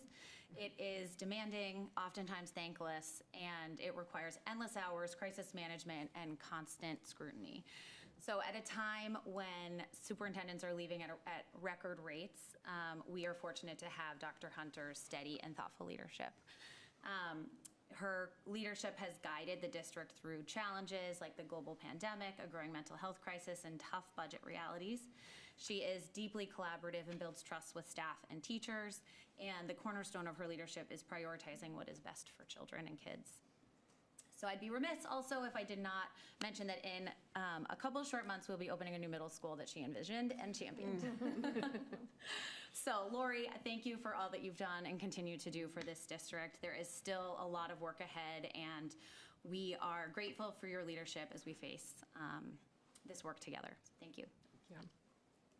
And I'll just. I did think about that part. Yeah, one of the things I think it's really important is Carrie's done a great job of, we've all been a part of it, and we were both put forth, but Carrie's done a lot of the heavy lifting in terms of redlining the contract and working with everyone.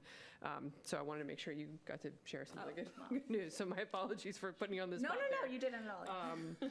But yeah, and I think I would just echo that. I think, like I said in the last section, I think what's really hard when you're managing, leading, handling parents, kids, there's a lot of sensitive information that we can't talk about and really give you the accolades that you deserve. But we see it through the number of communications that we get every weekend about what's happening. So we're incredibly thankful. So with that, we will, any discussion, obviously that's what we're here. And then, like I said, we will vote after public comment. Are there any other thoughts? Well, Lori joined us in 2017, because I feel like I'm the old lady of the committee, and I have to say that. No, she's been with us for so long, and really, like Carrie mentioned, really through crisis, and pretty much anything that's been thrown at you, you have the ability to really go full force at it and really just take care of everything that happens and be a very thoughtful instructional leader.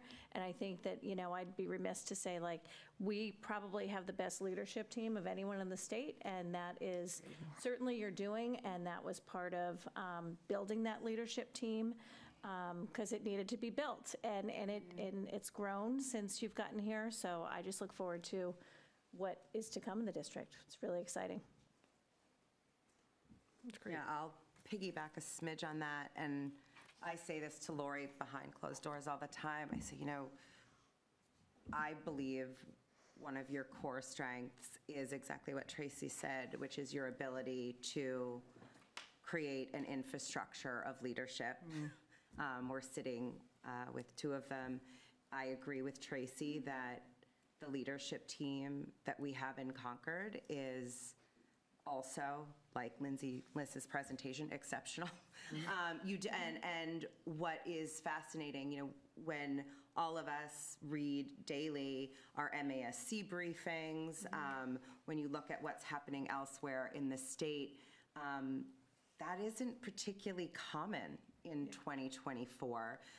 The stability that you've brought in these challenging, specifically last 4 years when the world seems to have been upended by so many different things, I think is truly exceptional. When you think of, I believe that you've just built this tremendously competent and exceptional foundation. The leadership team is really the foundation, and there's nothing sexy about a foundation.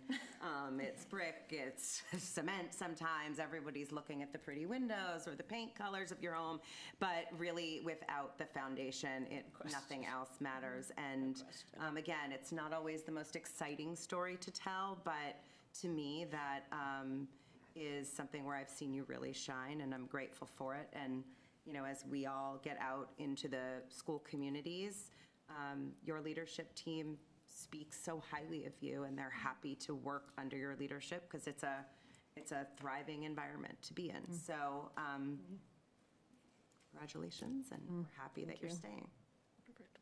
I second everything that was said. I can't say it as eloquently as my colleagues, but anecdotally, we did a road trip on Friday, and the amount of high fives and hugs, you're like celebrity status across all the schools. Really, we hit like 6 schools, right? Yeah, So we it was did. really That was a lot of fun. But And then personally, a big reason why I wanted to run for school committee is to work with you and learn from you, and just appreciative of the support I get from my kids, and I know that starts at the top. So again, I can't say as eloquently as these guys, but thank you.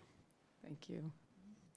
And I have not been around as long as Tracy has, but, No one been has. around for a few months, yeah, right? A few months, but, just excited about the opportunity to continue to collaborate and, Yeah, same, Brian.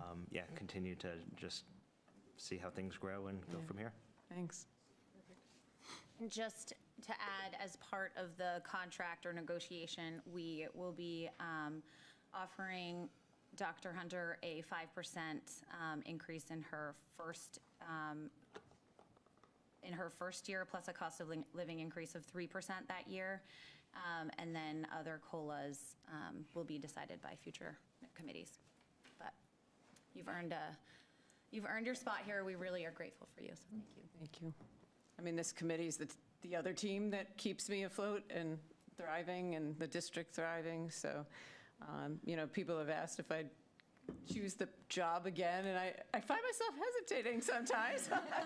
But then I walk schools for 2 hours with all of you, and, we talk a lot about our why as a leadership team and start every meeting with that, and you've heard me talk about that in public.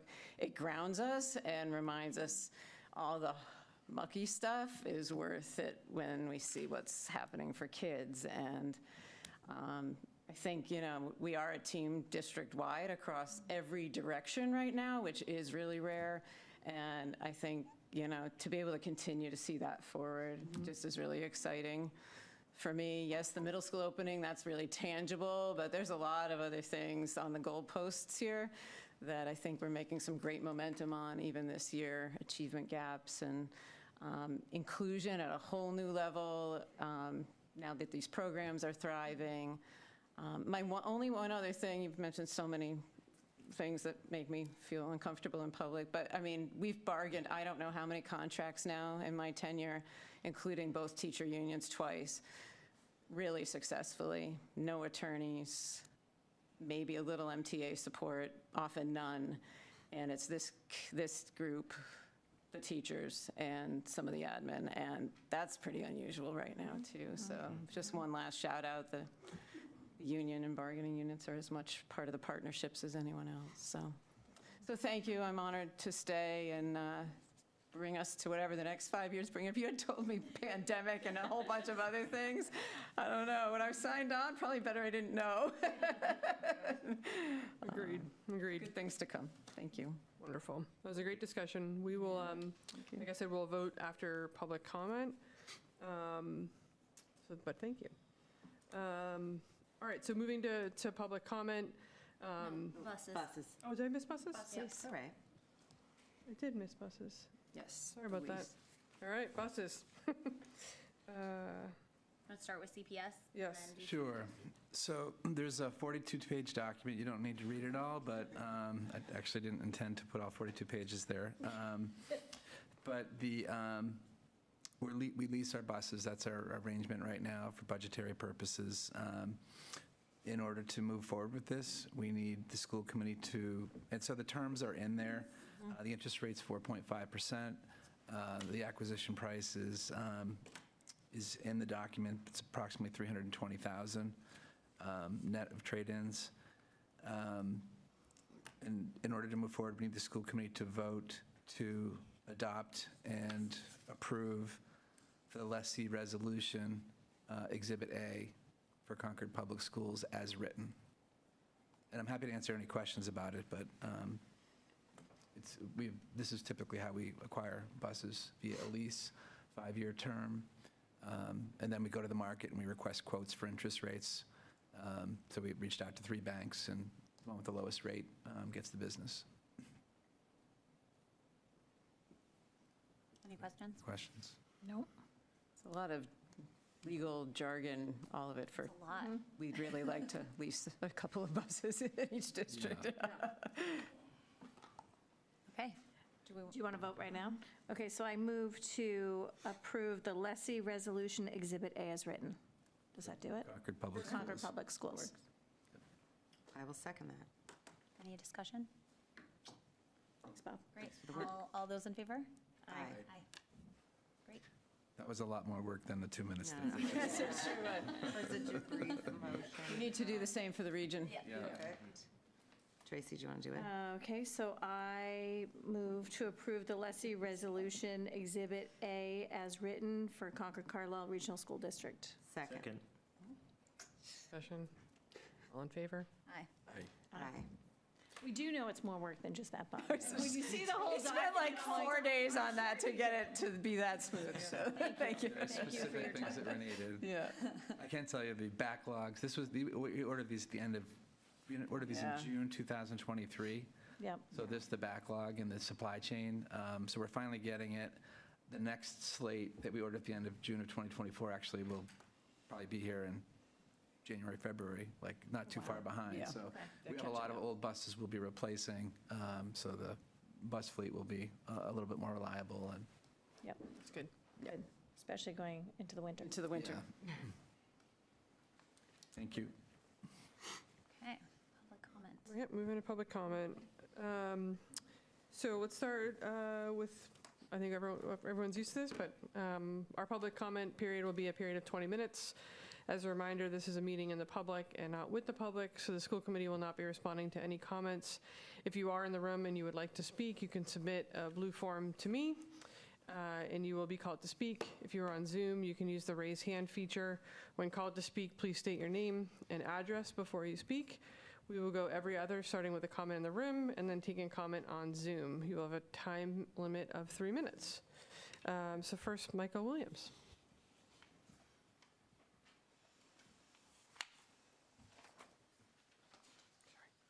Michael Williams, 1284 Sudbury Road.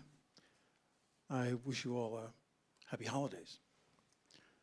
I received the commission's response to my open meeting law complaint, and I'll discuss that with my attorney and move forward with it and move forward with it subsequently. However, I wish to return the committee's attention to the manifest failures that were the grounds for my October 22nd public comments. It seems that recent events, however, have only further highlighted them. This superintendent and this committee repeatedly failed to recognize or address the needs of our Metco families. I personally heard our superintendent refuse to meet with the parents who entrust their children to our schools.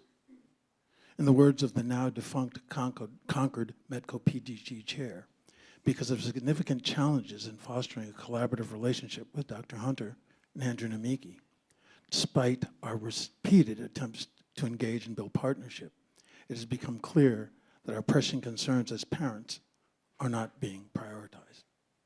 As we all now know, on November 18th, the Concord Metco PTG disbanded. Interestingly, I would add that policy BDCB that you've just discussed and approved positions you to have a select body of parents become part of the new body to advise and advocate for the Metco families here. It strikes me that that can be considered in some ways anti-democratic rather than canvassing the entire family population that sends their children here. Let me go on. In your October 8th meeting, you presented the 2024 Youth Risk Behavior Survey. In an over 45-minute presentation, the assembled educators and counselors highlighted several topics and spent significant time discussing students your own data highlighted as higher risk groups. Only 2 cohorts were identified as higher risk, and you failed to even mention the Black, Brown, Asian, and Indigenous cohort. In your November 6th meeting, you presented the fall 2024 academic assessment. Even a cursory review of your data demonstrates damning results stratified along racial, ethnic, and socioeconomic lines. Out of 376 students taking 839 AP exams, 28 were taken by low-income students, 35 by Hispanic students, and 7 by Black students. What should be front and center here is not this committee's posture on school naming, for it's never been just about a name, but it's been about all the things I've mentioned previously. It's been about this committee's failure to honestly and effectively address issues of race, gender, and class, and how they affect performance in our schools. You are charged with framing the hearts and minds of our future. Thus far, you have failed. I challenge you to do better. I demand that you do better. Thank you.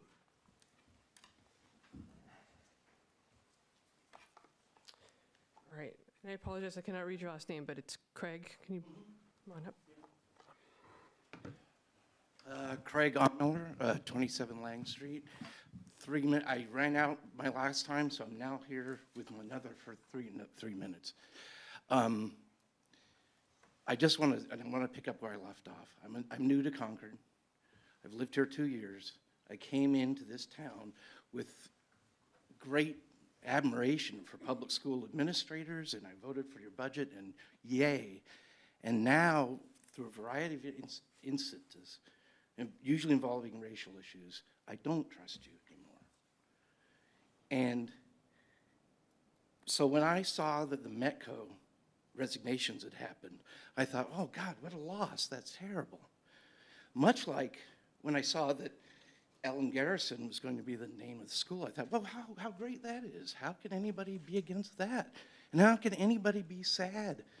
Or how, obviously this is a loss with the Metco PTG gone, but my cynical thought was, you might see this as an opportunity. You might see this as an opportunity to get people who aren't critical of you. And that's a cynical thought, I realize. But I want you to please, I understand you're in your bubble. You're in your bunker. It's not translating out to the community. You're not making trustworthy maneuvers with the community at large. And I wish that you would. Thank you. Is there anyone on Zoom? So don't we see know. I anyone. just realized that. No. Thank you. Domingos?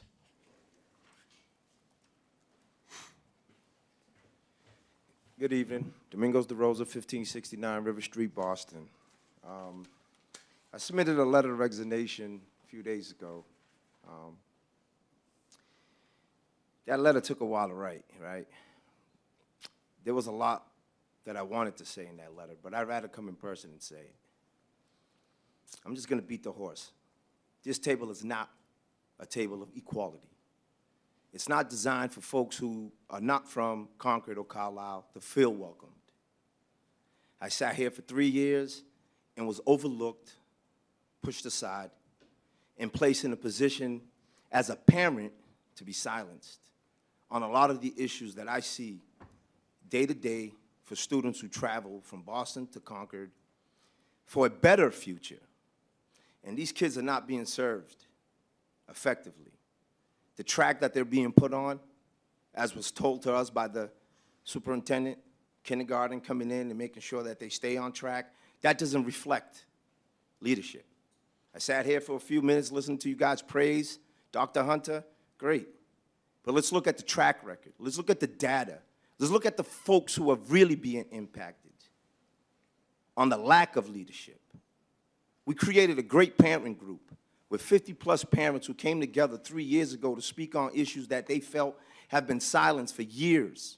For my family, since my son started kindergarten, graduated in 24.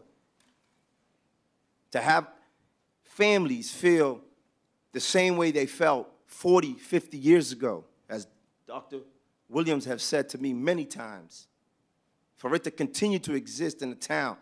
We just had an incident the other day. That wasn't brought up on the superintendent's report. People still writing racist remarks in a town like Concord, in the bathrooms, the boys' bathroom to be specific.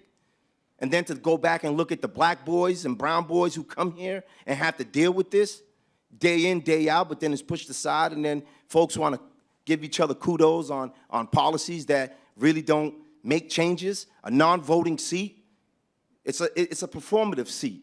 It's to have someone come in here and sit and just listen. That's not change. That's not progress. That's the same old okey-doke, pull the wool over your eyes to make it seem like we're moving forward, and in reality, we're not. We're still waiting for numbers in the AP courses, in the honor courses. How many kids from last year actually made it to college instead of being in rivers, going to museums? Keep that for the preschoolers, not the seniors who are getting ready to go into the world like my son Jason, who was basically taken from what he loves, the sports that he used to do that he wouldn't do because of a white coach. The comments that were said to him because of where he comes from and how he comes to school. So again, if you guys are really looking to make change, you guys need to take a real look into how you really foster these students.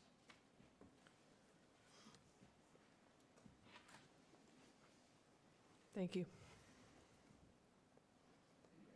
I think going back to, before we move on, I think, as I mentioned at the beginning, I know we still have more public comment, but I think we will take into consideration everyone's feedback, and we will circle back for sure.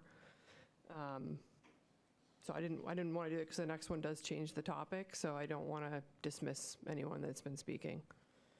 The next one, unless there's one on Zoom, Wilson.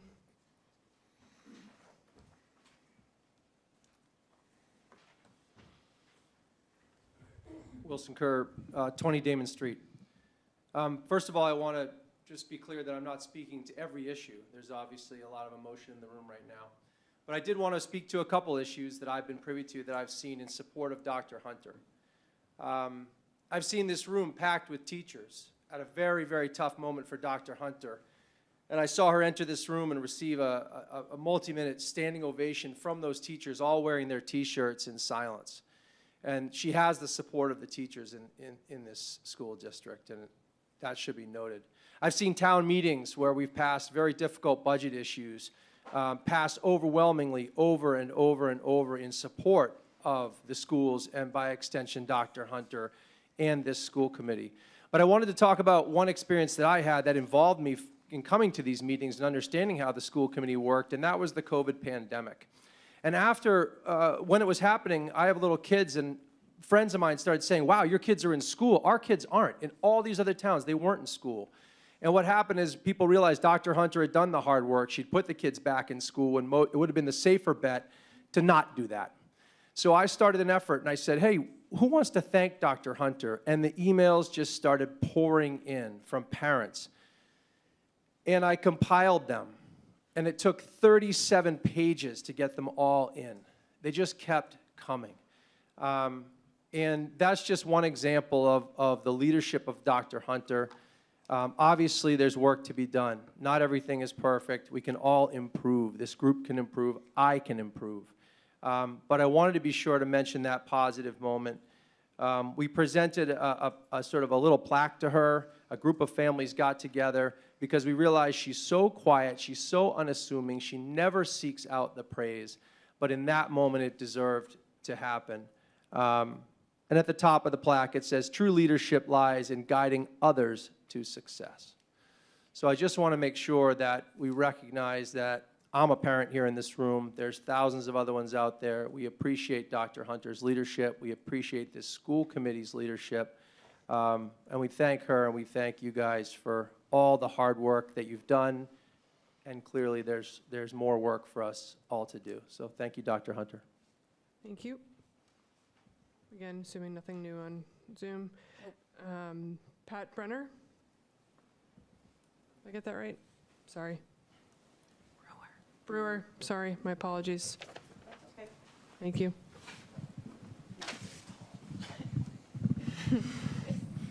Thank you. Pat Brewer, 132 Wright Road. 3 or 4 years ago, I stood before this committee and actually requested that we have METCO reps. And I was very hopeful and thought it would go in a very positive direction. Dominguez, thank you for your service, and I'm really sorry that it hasn't gone that way. You did listen, and I thank you for listening, but I think it's important that we listen now because we're at a different point in this road. I'm very curious. We've lost 1 of 2 reps. Our METCO PTG has been dissolved. And we've had a turnover of 3 METCO directors in 3 years. And if I can share a little anecdote, November 16th, I was at an event with the UU Urban Ministry in Roxbury. And when they heard I was from Concord, people came up to me and said, what are you doing to METCO out in Concord? I had no words. The PTG cites several concerns: challenges fostering collaboration, feeling their needs aren't priorities, feeling they aren't being seen or heard. What has happened that caused us to lose this vibrant and valuable piece of our community? And more importantly, what can we learn from this? Thank you. Pat, can I ask a quick question, just to clarify? Can you say what the name of that event is and the timing of that, when that happened? It was November 16th. Thank you. And it was actually it was an urban ministry. It had nothing to do with schools. Sure. It just, when they heard where I was from. Yep. Okay, Margaret Schumacher?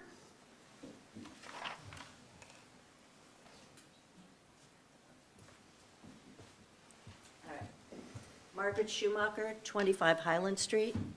I just have a few questions.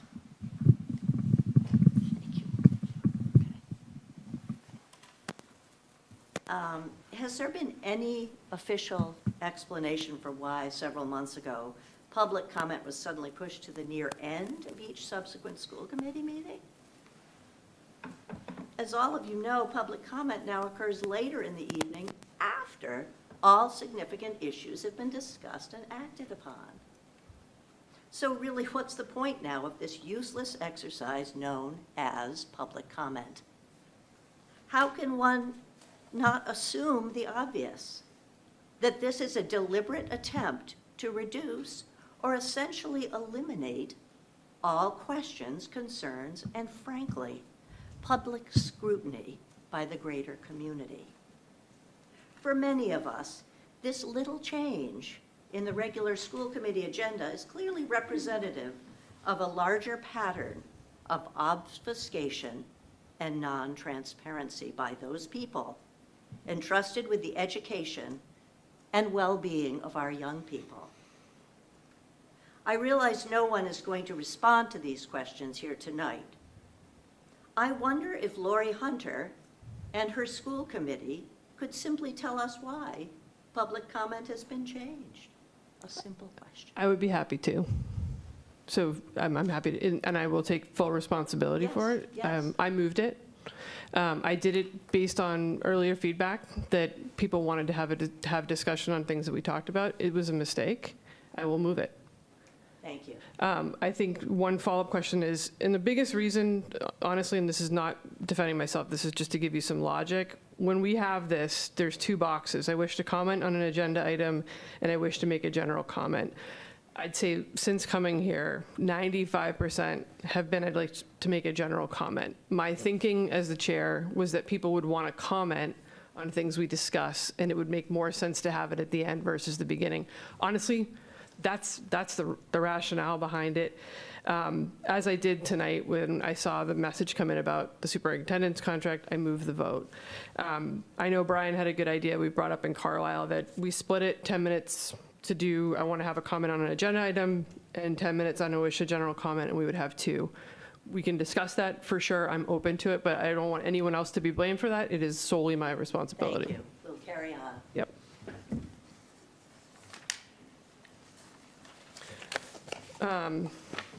Okay. Good feedback. Thank you very much for everyone making the time, especially given Margaret's feedback. I appreciate you sticking around to make your comments known. Thank you. So we can certainly talk about that with the 10 minutes in 10 minutes. We can do that before the next meeting for sure. Any feedback on that before I move on? Okay. All right, so moving on to the chairs and liaisons update. Yeah, sorry. Oh, yes. Thank you. Yes, so now that we've had this, let's move actually before we move into the liaisons update. I was thinking I would do it in consent agenda, but to your point, let's do it now. So I will hear a motion on the approval of the superintendent contract renewal. Make a motion to approve the superintendent contract renewal. Second. Discussion? All in favor? Done it. Aye for both. For both. The region. For both, yes, thank you. All right, let's move on to the chairs and liaisons update. I can start, or do you want to start? I just have a couple. Do you want to talk about MCI? Do you want me to talk about MCI? Sure, you can do it. You were there for the whole meeting. I couldn't. So yesterday, Julie and Tracy, Dr. Hunter, and I met with John Boynton from the MCI Advisory Commission, and we were just getting an update on the parcel of land and what the committee's doing and how they're thinking about developing it or what they're going to do with it for the town. He basically said this is a very long-term project. It's 51 acres with a hope for meeting a lot of different needs throughout the town. We expressed that however the land is developed, whatever happens with that property, it has big implications for the schools and on enrollment in particular. So we asked that they please keep that in mind and keep us apprised. We also have expressed interest to the select board and then also in this meeting for having a school committee representative on the advisory board. So we're hopeful at some point we will do that. In the meantime, we'd love to assign a liaison. Alexa, did I talk to you about this? Yep. Are you, do you want to do that? Yes, Okay. I will do it. Okay, so I think we're And gonna- John is in charge of outreach, so Yeah. he did say, like, as one of, like, the 100 stakeholders of possibilities for MCI Concord, he would continue to keep us in the loop and do the outreach, so it does seem like a liaison would make sense. Yeah, yeah. At this point, yeah. Yeah. He said that as far as the timeline, he said they're doing site planning into 2025, and then zoning and regulatory updates 25 and 26. And then it'll, like, at the best case scenario, construction will begin in 2028. So, long-term project, and we will stay on top of it. Great. And then the other thing I wanted to note is that the Thoreau Playground has had 41 donors. They've raised $270,000, which means they have $339,000 left to raise. So they're hoping to end the year strong, but they're off to a really good start. That's great. And then one other note, just a logistical note, we have, this is our last school committee meeting of the year, but we have a joint select board meeting on Capitol with FinCom on Monday. And then the FinCom will be issuing their final guideline on Thursday, and then our next school committee is January 7th. That's it. That's great. For me. Awesome. Yeah, I think I have a few updates. As Carrie mentioned, pushed to the end of the year. So there was a group of us that toured a few of the schools across Concord.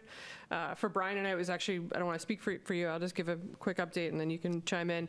I think coming from Carlisle, seeing how each elementary school and arguably the middle school has different programming was really helpful as we start to look at what we can do from a CPAC standpoint and special education standpoint, and really trying to, I'll say, align goals and manage kids that are in district, and really starting to look at the district as in a holistic way. So it was really great to see the programs. I was really impressed just throughout the whole morning. It was wonderful. The engagement was high. I think not only Dr. Hunter, but Angel got a really warm welcome from all the students. She's a real celebrity. How engaged she was just incredible, and it was so organic. It was really incredible. And again, just really helpful. I think one of the things that we've done is spend a lot of time on out-of-district placements, and some of the things that was where we had an extensive conversation with Eric and Lindsay and Lois from FinCom earlier, really just talking about the headwinds and tailwinds for this population. It's really, really important for us to understand it and have a handle on it and advocate. So it was great to do that. I think the second piece that we didn't talk about was we went and we saw the launch space. And we were there for all of 15 minutes, and we could very quickly see the opportunities in that space, not only to support these kids, but also just to keep the budget neutral, because I know that was a concern that was brought up, maybe even make some money. I think the other piece is that I said at the beginning, I don't want to touch on toes, but just because of the discussion we've had, both in the formal discussion and then during public comment, I will tell you that I've been poring myself over the YRBS results. I think the hardest thing coming from somebody who works in healthcare is even if there is one child on any of these statistics, it's heartbreaking. I've been doing it for 20 years and it doesn't get any easier. And so I think there's a lot of information. I have my own thoughts that I will share at the next meeting on how I interpreted things, but that's the whole thing, is that there's a lot of ways to look at it. There's a lot of data points. There's a lot of work to be done.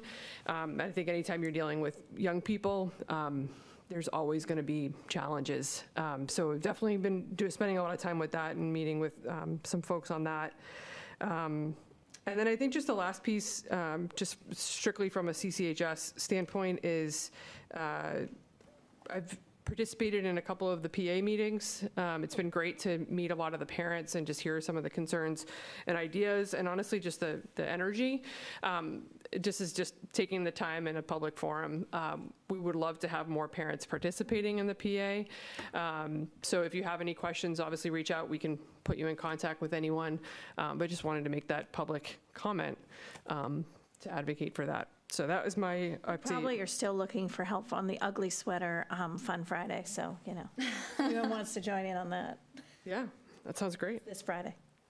I will be in Washington, D.C., Okay, but will not be there. wish you the best of luck, because I have a lot of them. Any other liaison updates from around the table?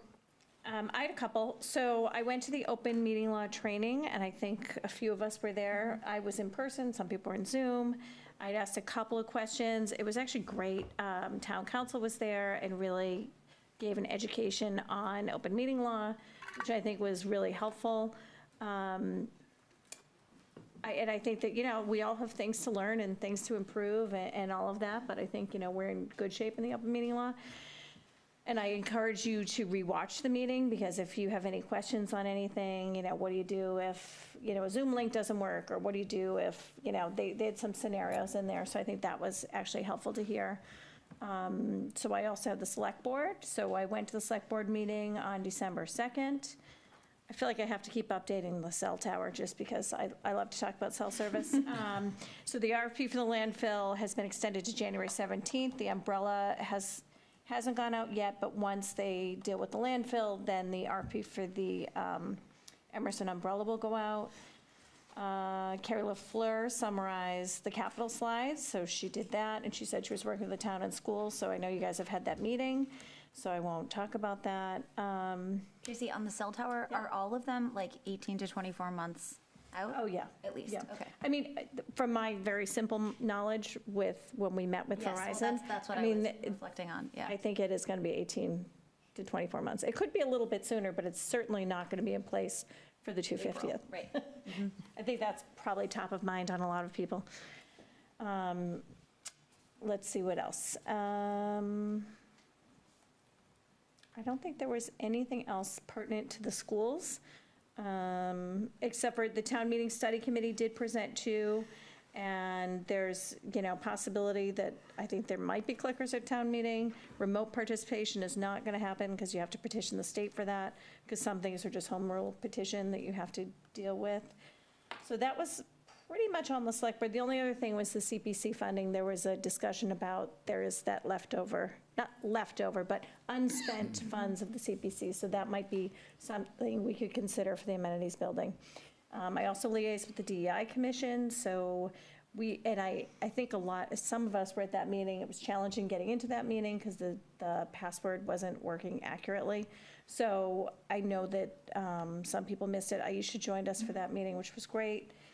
And there was a lot about CPAC in that meeting also. I'm just like running through my notes because it feels like it was a long time ago.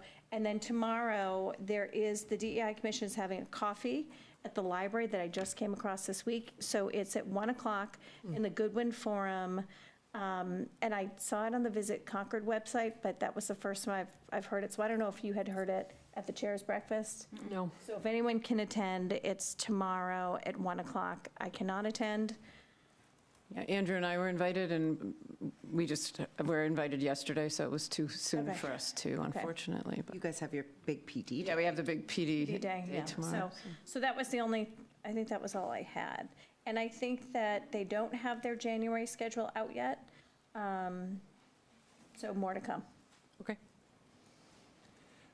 Just a couple quick updates on the Carlisle side. Presently, actually, there's a joint select board and FinCom meeting to talk about the FY26 budget. Later in the select board meeting, they are going to vote on the date for the town meeting. I think it's Sunday, May the 4th. That's sort of what was being leaned towards, but we'll know more tonight. Once the group split, then at 8:30 tonight, FinCom will be discussing the Concord Carlisle regional guidance from the Carlisle side. So I am planning to join that this evening just to get the latest there. And then Carlisle FinCom is planning to do what they call their marathon meetings early January. Lori, I think you were probably given that date, and I don't know how that sort of all fits in just in terms of timing. I think it's the 8th and the 9th. It's right after, so we present to you on Tuesday, and then we're in Carlisle Thursday, I think. Yeah. So the timing actually works. Okay, so that's the news there. Great. Yeah, and I think that, moving forward, we have our Carlisle School Committee meeting tomorrow night.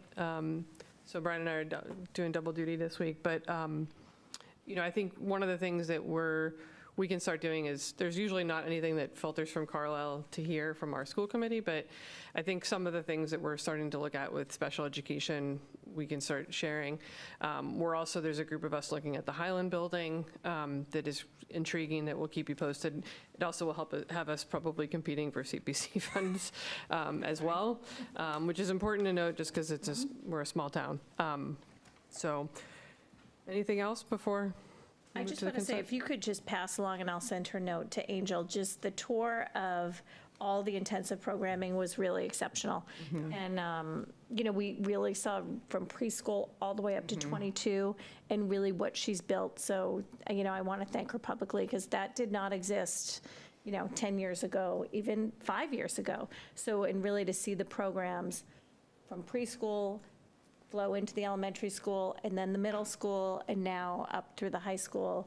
I mean, the high school always had pathways, but we have other programs that are available. And I did mention to anyone that was on the tour with me that there's a great, it's a slide that's on the website of all of the program that we do, and really to see it go, pre-K to 22, up and down, and all sorts of programs that we have. We're very fortunate to have that here. So I just wanted to thank her publicly for that. It was a great opportunity for us. I agree. Very impressive. I don't think we've ever done that many buildings in 2 hours. It was a little bit of a trial, but it worked. It worked. It worked. And I mean, as a school Gary's committee going member, I've to never get the seen it. rehearsed run on Thursday. So. It's great, really great. Wait, if anyone wants to go again. Yeah, we're doing it again Thursday at 1. Anybody else who wants to go? It's great. Great. All right, let's move to the consent agenda. We have minutes, donations, staff enrollment requests, warrants. Yep. Accounts payable, payroll, and for both districts.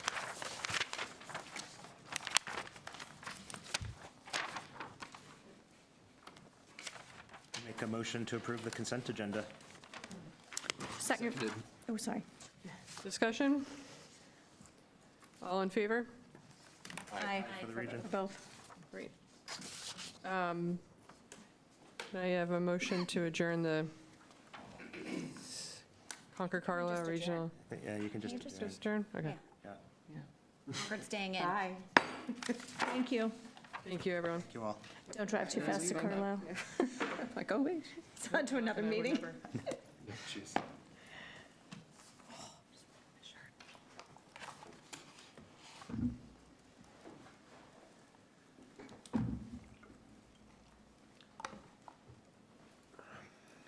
Ryan, you're off to another meeting, right?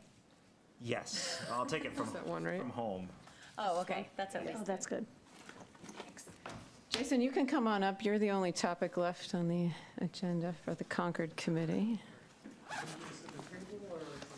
At the table. We'll just make sure you get a microphone.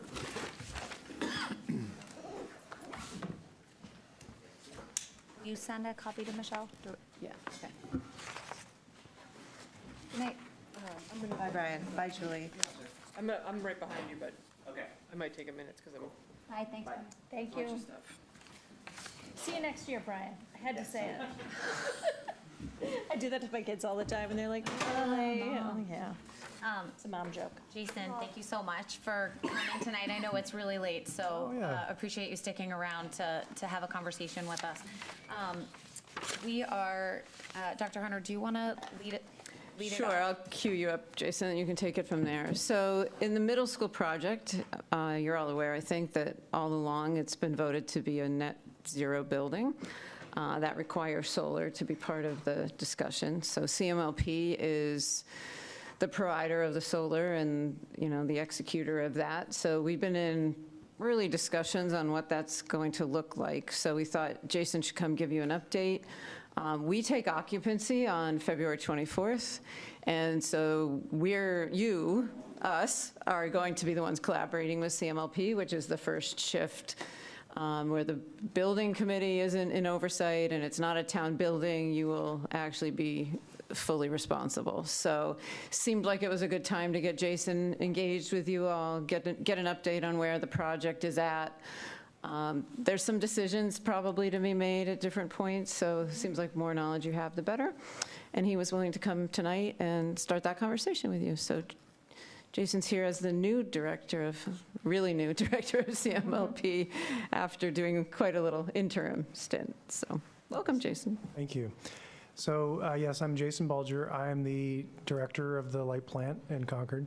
I was previously for 3 years the chief technology officer for the town, and so I was in this role as an interim capacity since January of this year and hired as the permanent director in September. Concord as a community really prioritizes its clean energy, And just to provide for some background, because I know some people are maybe newer to the project, but in 2019, when there was a desire for feasibility funding for this new middle school, there was an amendment attached to it to say, please consider making it net zero ready and also fully electrify it so that that is possible down the road. That did pass. The funding for the school passed, and again, and then in 2023, the Light Board moved an article to request $7.5 million in borrowing authorization from the town to finance the solar and battery project at the middle school.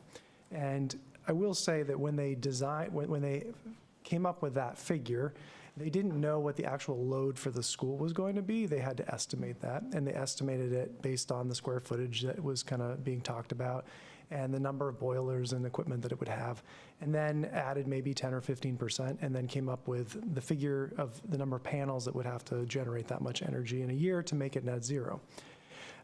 So then the light plant hired Solar Design Associates, a design firm, to create something that would provide that much capacity.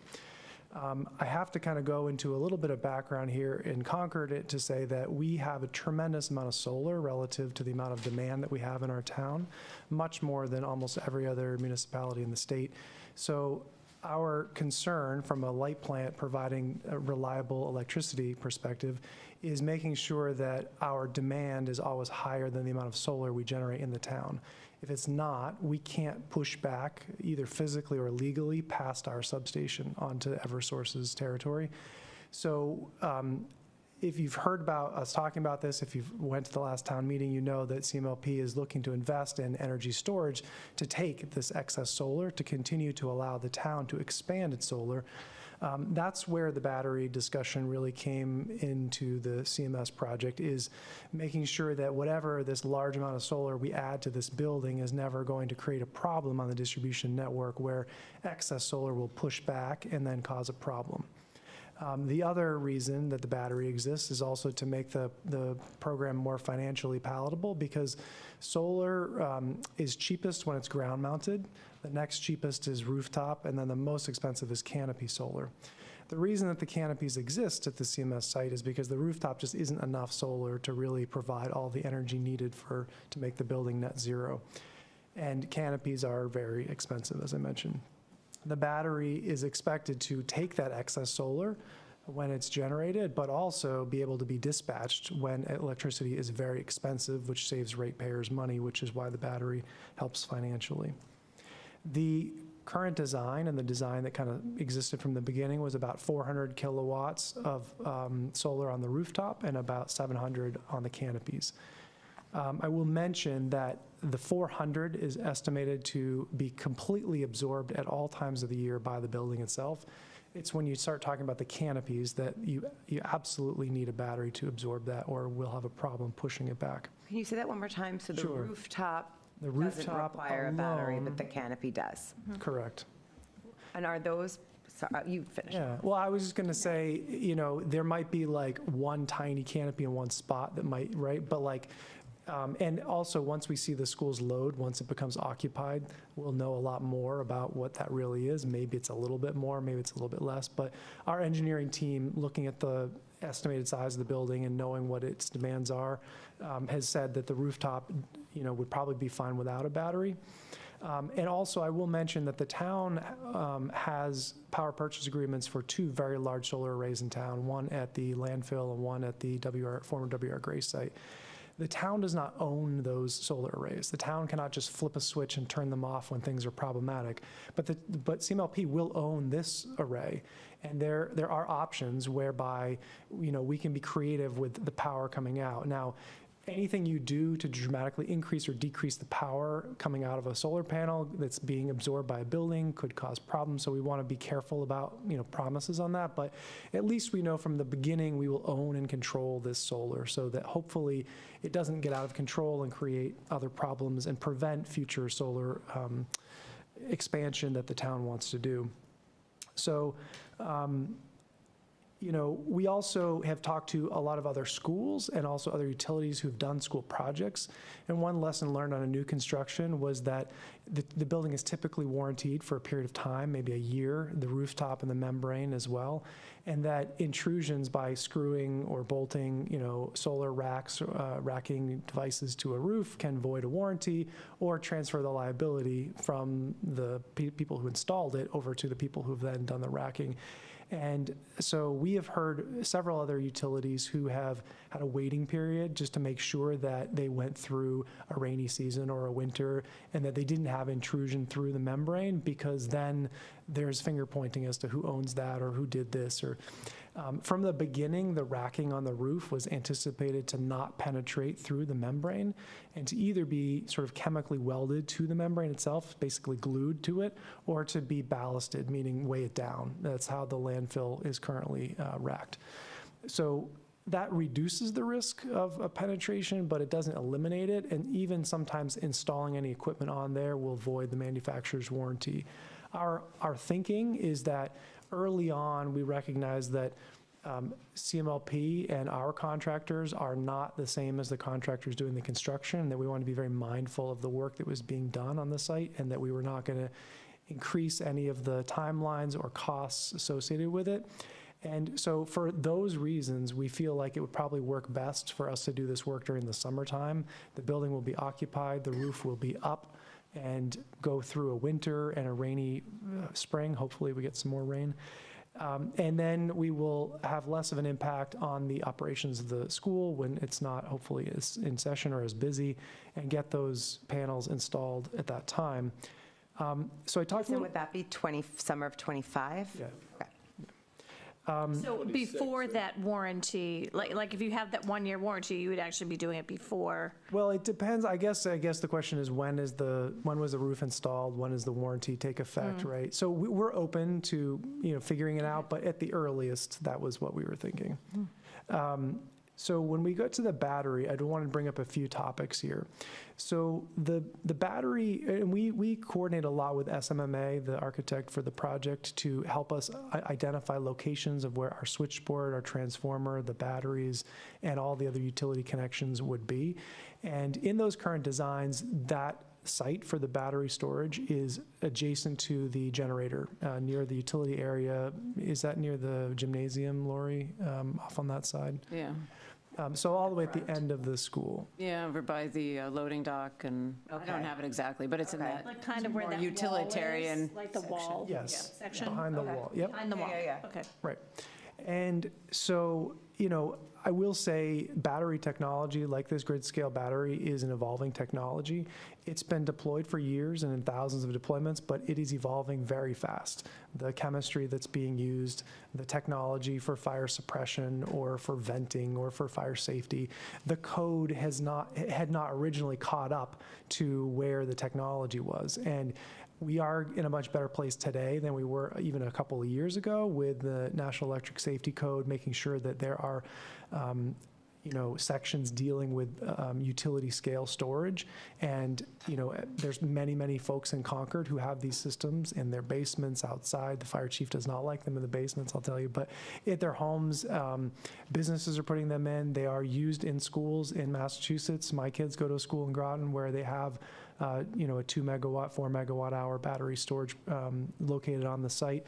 So these things are happening, but we are mindful of the safety aspects, and just even if it's not a life safety issue, just the impact on the school operations of the maintenance and any issues that come as a result of work that needs to be done on the battery. We don't want to impact the school at all, right, by this thing. We want it to be a passive utility. So we have reached out to our excess liability insurer. They're named Aegis. They have loss prevention experts and engineers that help assist with projects like this to say, okay, let me see your plans. Let me see what the site looks like. Let me see what you're trying to do, and we can help you design something to mitigate as many of the risks as possible. So we've had conversations with those individuals. We've had them do presentations. We've invited stakeholders from the schools to the fire department and public safety. Jason, can I interrupt you for 1 second? Sure. I'm sorry. Can you just explain what exact risks you're talking about? Sure. You say risk mitigation. What are we mitigating? So batteries, as you probably have seen in the news, when they heat up, they can catch on fire, right? So if you have a battery that's a cell phone and it's small, you might say, "Ow, this is hot," and you throw it out of your pocket. If it's a very large battery, the concern is that if a cell catches on fire, that it spreads to the entire unit. Batteries like that catch on fire cannot really be extinguished. They are a controlled burn for a long period of time. There are concerns. Does that mean, what's a long period of time? Hours, days? Yeah. Which one, hours or days? That was a comma. So it could be either, right? So it depends on what the system is, what the chemistry is, what the suppression systems are. But 48 hours on the long end, a few hours on the short end. So they can be will they go out? They will go out, yeah. They're not perpetually like eternal flames at the Olympics, no. Like they tend to spread? No. So early on when these units were deployed, they were like, how many can we fit on a particular site? And let's put 20 of them all 3 inches apart from each other. They've learned that that's not an ideal situation because they catch on fire and then they spread. So there are recommendations for safe distances to put these things from buildings, from each other. And that's generally 15 to 20 feet between each other. And then, early on, these units were meant to be completely weather tight. Let's keep all the rain and water out because water is an enemy. The problem is that if you have a cell that goes bad and it heats up, normally those gases would just dissipate and you'd have no problem. But if those gases are contained, then water intrudes into that area, and then there's like an electrical fire, and then it explodes, right? So the batteries that are used today are designed to not explode. They eliminate gases. They have passive and active. Do they not explode? They're designed to not explode. They're designed to not explode, right. So just like the boiler in this building or any other building can explode, right? Anything can explode. So you design it to not explode, or if it explodes, to not hurt people. Hopefully not explode, or do they actually not explode? So hopefully nothing explodes, right. Hopefully. Right. And can I just ask, if it were to go on fire, what does it emit into the air? So there are studies that talk about that. I don't want to get into the full details, but I'm happy to send you like reports that talk about the chemicals. It's not a toxic plume that kills people when they breathe it, but obviously there are chemicals inside the batteries, and so there are a lot of studies of this. Now, so basically what happens today is there are codes and UL standards and other standards that say if you're going to put in a battery, this is what it needs to do. The cell, if it has a problem, it needs to stick to that cell. If for whatever reason the cell doesn't stick to that cell, the tray of cells need to stick to that tray. If the tray isn't contained, then it needs to stay to that module. And if not that module, then that rack. And if not that rack, that unit. So that every level, there's a kind of controls in place to prevent something bad from happening. But just like the cell phone in your pocket could explode, batteries can explode, they can heat up. So when I talk about an explosion, this is not a nuclear blast, this is not going to blow up the school, but they are vented and intended to prevent these chemicals from building up so that there isn't an explosion. If there's an explosion, there are walls, there are barriers, there are other units. So for example, there's going to be a unit with HVAC and an inverter, and there's going to be a unit with batteries. If you put the unit with the batteries further away and it has a problem, the other unit is going to take that. It's not ever going to go toward the school, for example. These are all concerns and conversations that we're having with the fire department. The fire department is leaning on the state fire marshal's office to find out about their resources and designing this as safe as possible. We've talked to other utilities, we've talked to other schools and asked them about their process, like what did you go through before saying that this was okay?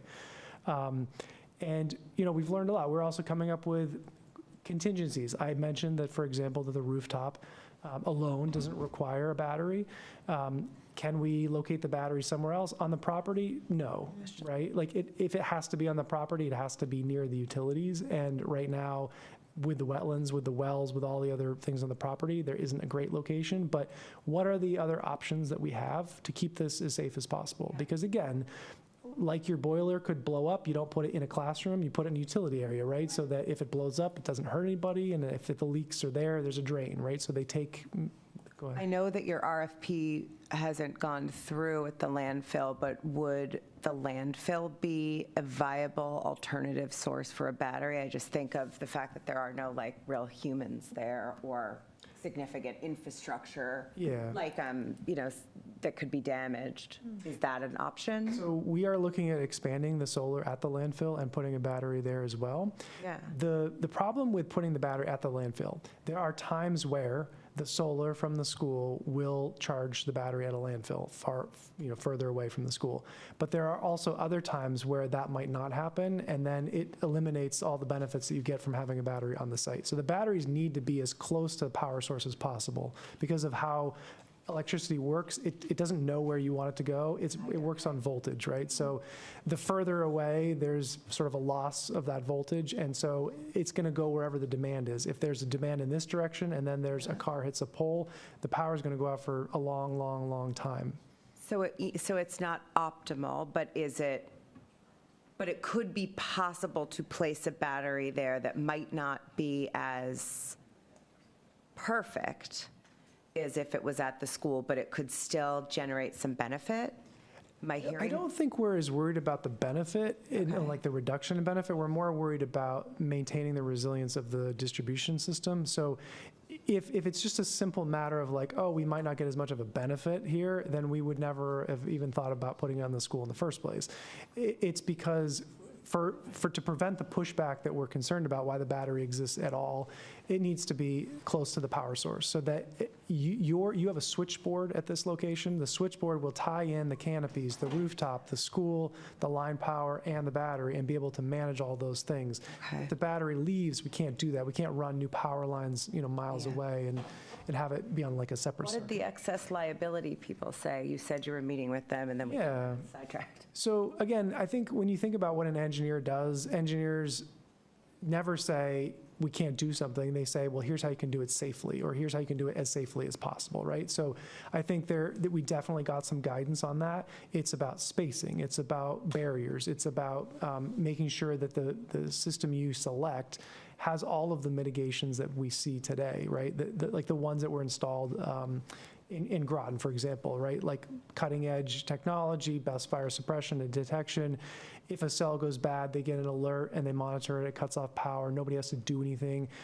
5 years ago, that didn't happen, right? There were problems, people weren't monitoring, there was no warning, there was no passive venting so that gases could build up. So all of these things have meant that the rate of battery issues is going down. The number is about the same. There's like one a month in the world, and there are hundreds of deployments every month. And so the total number continues to rise astronomically. There are gigawatts of battery storage added year over year. In the last year, we've like doubled what the planet had basically before that. And so these are being deployed a lot. And just like the batteries that you saw in like scooters and things, oh, they're catching on fire, they're blowing up, right? So like, over time, things get safer because people don't want dangerous things, right? So we are also looking at alternative chemistries. So all the issues that I just talked about are more associated with lithium-ion technology, whether it's the older NMC or the new LFP models. The batteries we're looking here are even safer than what are in most electric cars because they're just less likely to heat up. But there are other chemistries like zinc that have a much lower energy density. So in other words, we wouldn't be able to get as much power in at that location. So maybe it wouldn't take all of the power of the canopies, but it also may have a much, much lower risk of ever having a problem, right? So we can then look at that. I think ultimately there are going to be conversations that need to be had about the total amount of capacity that we can take and then the risks that we're as a community willing to accept, or the trade-offs, right? So there are expectations from ratepayers on what they're getting for the money that they invest in this project, and there are expectations that the school has for safety of the students and of the building, and so I think that there are always trade-offs with anything that we do, right? With any decision that's made, and so we just need to understand what everybody's. Who's going to make the recommendation of where we strike that balance in the trade-offs, what technology we use, where it's placed, that kind of thing? And when. And when. Yeah. So a little bit further in my conversation when I was talking about where we are and what, maybe I should talk about that first and then I'll get there. We clearly have some questions. Yes. Which is good. I mean, these are important things to talk about. Yeah. Can I ask a couple more questions about the battery? Sure. Before we move on to process? And I have a couple too, sorry. This may be really stupid, I apologize. Can you bury them, or do they have to be above ground? So yes and no. In the area that we're talking about, there's a natural gas line, there are utilities, there are things buried already. So no here, but there are utilities that are looking at kind of keeping them in earth a little bit to mitigate all of the risks that I mentioned, and also just make them look more attractive as people drive by. So I've seen utilities putting them kind of in the side of a hill, so that from the other side you don't see it. So I guess technically, yes, you can kind of nest them, but in this case, we could not put the battery underground. And in terms of lithium ion, I just sat in on a presentation 2 weeks ago. They were talking about flow batteries and iron air and kind of the other chemistries we're talking about. But it seems to me they're like 1 to 2 years away from being like safe and production, but that might align. So it's good to know that you're evaluating. I don't know much about them. Right. We are looking at alternative chemistries. Again, the downside, of course, is the size that is needed. We're very limited in what we have here, and that's why kind of a higher energy density is required. And that's why we've traditionally been looking at a lithium sort of technology. And then lastly, as part of this presentation, they're talking about like all these like state municipalities have these grid storage goals, and they're all behind because of lithium ions getting harder to get.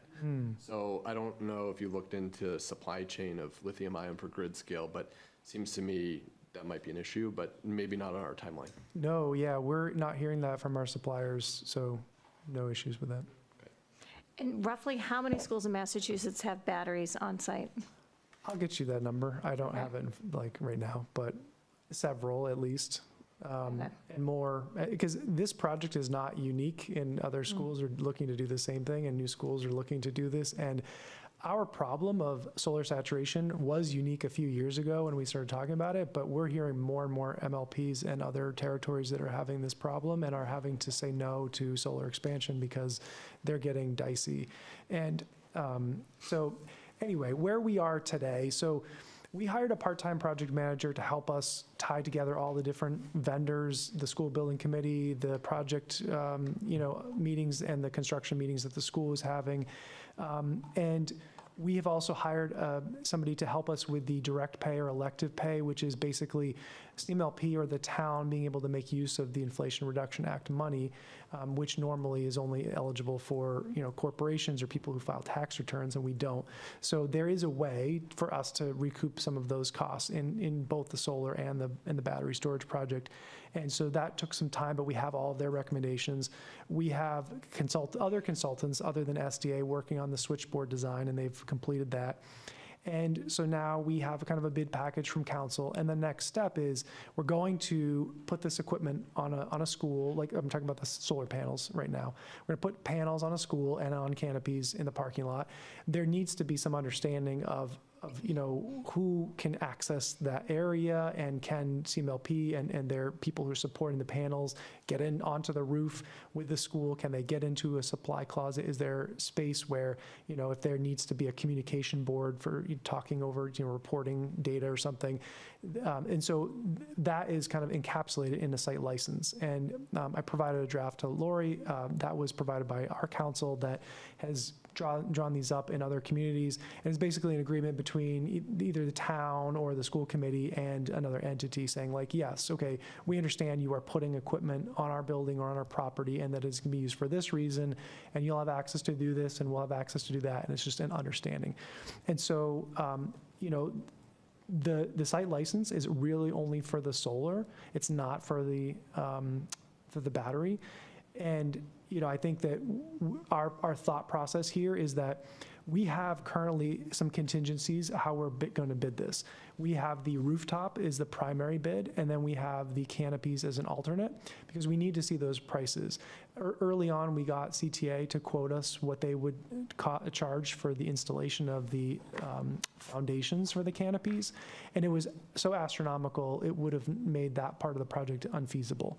We've gotten some other pricing that is much more favorable and suggests that it's still very feasible, but because of that variability and knowing how expensive canopies are, we need to see the differential for the ratepayers, because if the ratepayers say, well, we can go contract solar outside of town for X cents per kilowatt, and this is going to cost 50 times that, is that an investment that the ratepayers are going to want to make? And so the light board would need to kind of weigh in on that. But if it fits within the scope of the original borrowing authorization and we can afford that, then we'll absolutely move forward and try to do as much as possible.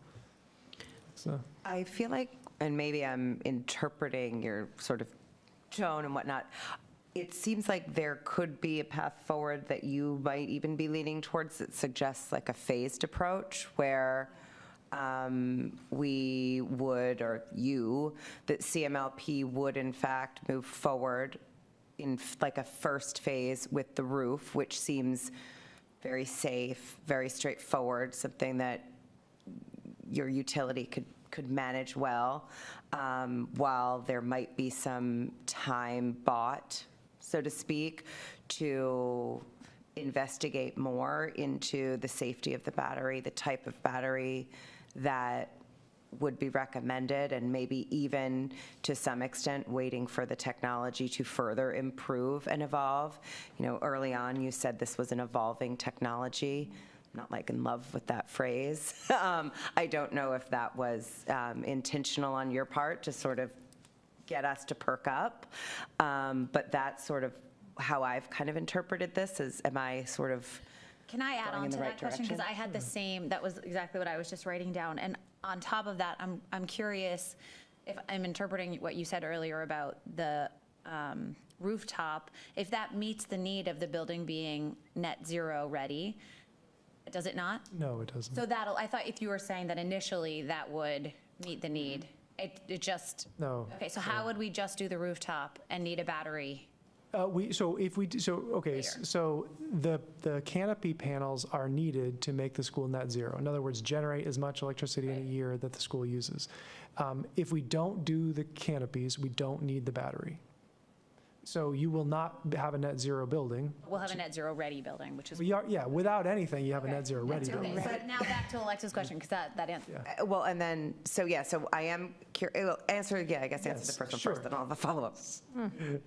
So I think that a phased approach is a possibility. I think that when we bid it out and we see the figures, I mean, it really does depend on the school, the fire department, the electrical inspector, a lot of different stakeholders. If anybody says no, like we're obviously not going to push to do something that people don't want to be done. Our pressure here is the community and the folks who want to see this a net zero building. And so to make that happen, we need to have that level of solar. Now, there are other ways to do that, and we're investigating all of those. I mentioned different chemistries. Can we put the panels for the school, not on the school, but offset them somewhere else, right?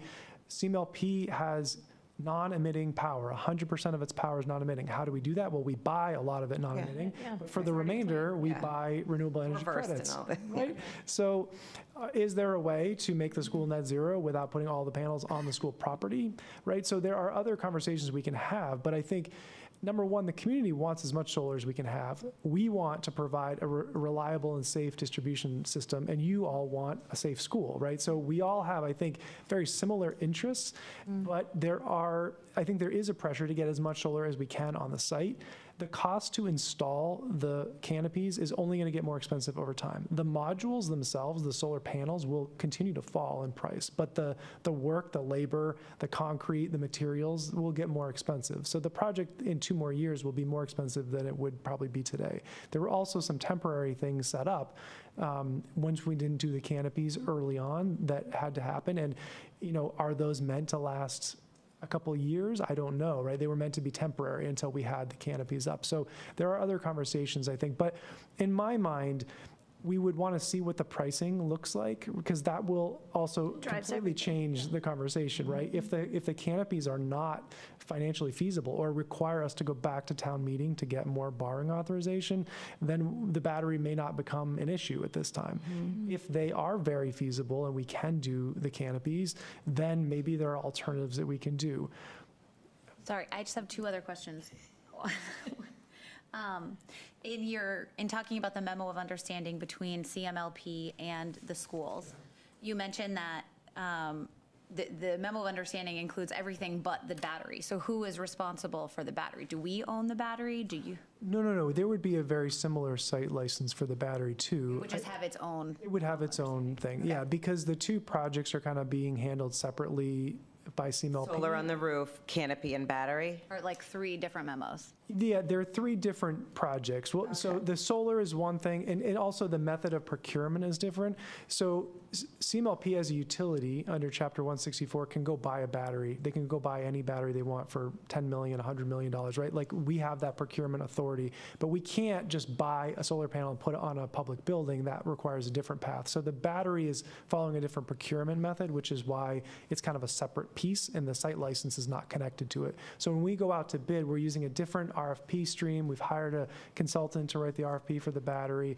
It's kind of a separate beast. And so in my mind, we would see how this goes and see what the pricing looks like. And if it's not feasible, then it changes the conversation. If it is feasible, then we would probably come for another site license, and we'd have a lot more details about where it's going to go, how big it's going to be, what are the safety. We can have all of those detailed conversations so that the school committee knows that, like, okay, this is what we're agreeing to. We've been able to move it here, or it's vertical instead of, closer to the building, whatever it is, right? So this is not that conversation. If you had to, you keep saying, the pressure and the expectations of the community, if you removed that from the equation, none of us have solar engineering expertise. What would your recommendation be if you took out, sort of the, for lack of a better word, peer pressure? What do you think the best practice would be? So I guess it depends on how you look at it. If you're looking at it from a distribution system, I think it's impossible. It really is. Because from a safety and a protection of children and the $100 million asset. Right. So I think that a battery could go on that property and protect the safety of the children and the $100 million asset.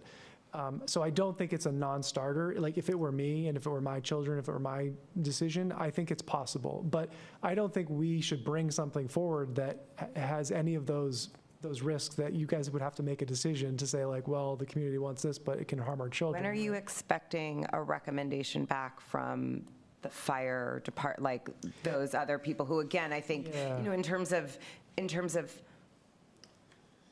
involved boards with expertise. Right. I feel like, and I don't mean to denigrate anyone's expertise. I guess I'm really only speaking of my own. I feel like we're the bottom of that totem pole. I mean, I would defer to the fire department's recommendation. I would defer to the insurance agency's recommendation, your recommendation.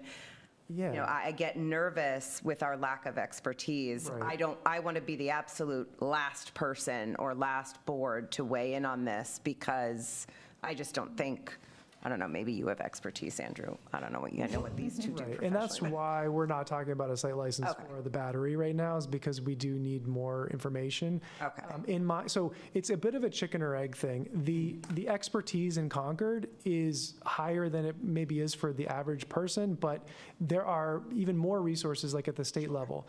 And what they want is they want to see the drawings, the specifications, the chemistry, the configuration, and then say, yes, that's as safe as it can possibly be. But you can't get that until you find a manufacturer and you go out to bid and you get all the details and you know what the orientation would be. Every manufacturer requires their battery to be installed in a particular way. So we can't ask the regulators to dictate that. We have to figure out from the manufacturers, like, what is the bid come back and what did they say it has to be installed, and then we take that to these people and they say, yes, here's how you can here's how you can follow their recommendations and mitigate all these risks in these ways. Or, we're very concerned about this doesn't seem like a good idea, right? So that's why it's a bit of a chicken or egg thing, where they say to us, give us the detailed specs and we'll tell you if that's a smart project or not. They can't just say, okay, we'll put a battery in the desert. Like, they know that, right? So, yeah. So, good luck. Question for Alexa and Andrew. You guys have been in the weeds on the building, obviously, for a lot longer, and Dr. Hunter, than we have. We've gotten updates from you all, paid attention to some of the meetings, but, like, you guys have been in the weeds. I'm just curious what the building committee, what the discussions in the building committee have been around CMLP, solar, these arrangements and whatnot. I think that our purview on the building committee has been quite narrow. It's been the building, executing the construction of the building, And I think these projects are very intentionally separate because, again, I'm making like gross assumptions, but you guys have the requisite expertise, whereas we do not. So there really have been limited to no conversations. I guess my question is like, I'm just surprised that we're hearing about this now, like 2 months before we open a building. So I asked, And that's when I was in the construction trailer this afternoon, I asked that's the whole team. The fire department's usually there. They weren't, unfortunately. But immediately SMMA said, oh, this was definitely talked about. So they're going to reach out to the fire department and remember those conversations. That would have been way back 5 years ago during design, and recall those conversations that were had when the pad got put where it is and the distance from the building and all of that. She immediately went, oh, we had a lot of talk about that. Okay, that makes me feel better. Jen's our lead architect, and she's going to do some homework on that, too. Yeah, the SMMA plans have had the battery location on them for a very, very long time. Like, And have you felt confident in those plans for a very long time?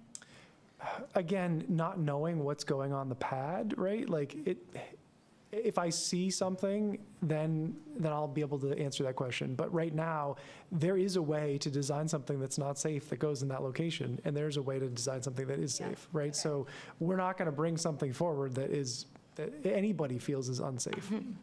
And could the location change based on whatever the battery is that gets chosen? Could you change the location of where it goes to make it work? That might be more of a question for you guys. It's a very tight site. I don't know the answer to that, other than things are really tight. Well, I think to his point, it could, if we did it in, like what Alexa was saying, in this phased approach, if we did it on the roof and kind of got a sense for the usage, and then either purchase. Seems like it's going to be phased anyway, whether we like it or not, because it doesn't seem like the battery is kind of ready to rock anyway. You said you don't even know. Batteries have like a year lead time for installation anyway. So even if we awarded it now, it's a year away. Oh, okay. I have another question. I remember when we were contemplating installing something as simple as lights on the Ripley baseball fields. Cynthia brought up discussions with abutters with respect to light pollution. Have the abutters on Captain Miles Lane been apprised of this project, and are they aware of the risks as they're, when the way that the school is sited is so close to those residential homes? Has CMLP done outreach to those abutters to keep them apprised of what this looks like as well? I mean, like we did outreach for some lights. Right. Yeah, so typically you design a plan and then you do the outreach to tell people what the plan is. Again, this is still kind of early. Yes. Okay. Right. But there has been conversations and concerns and questions about what will this look like? What are the environmental concerns, There are places where, PFAS containing foam was used to put out a fire, and then it created contamination, right? So there are a lot of implications for fire safety, for, pollution, like that you need to think about and communicate and have that outreach. So it's absolutely an important component. Can I ask one more basic summary question? So we don't know the full load of the school until we're in it for a little while, right?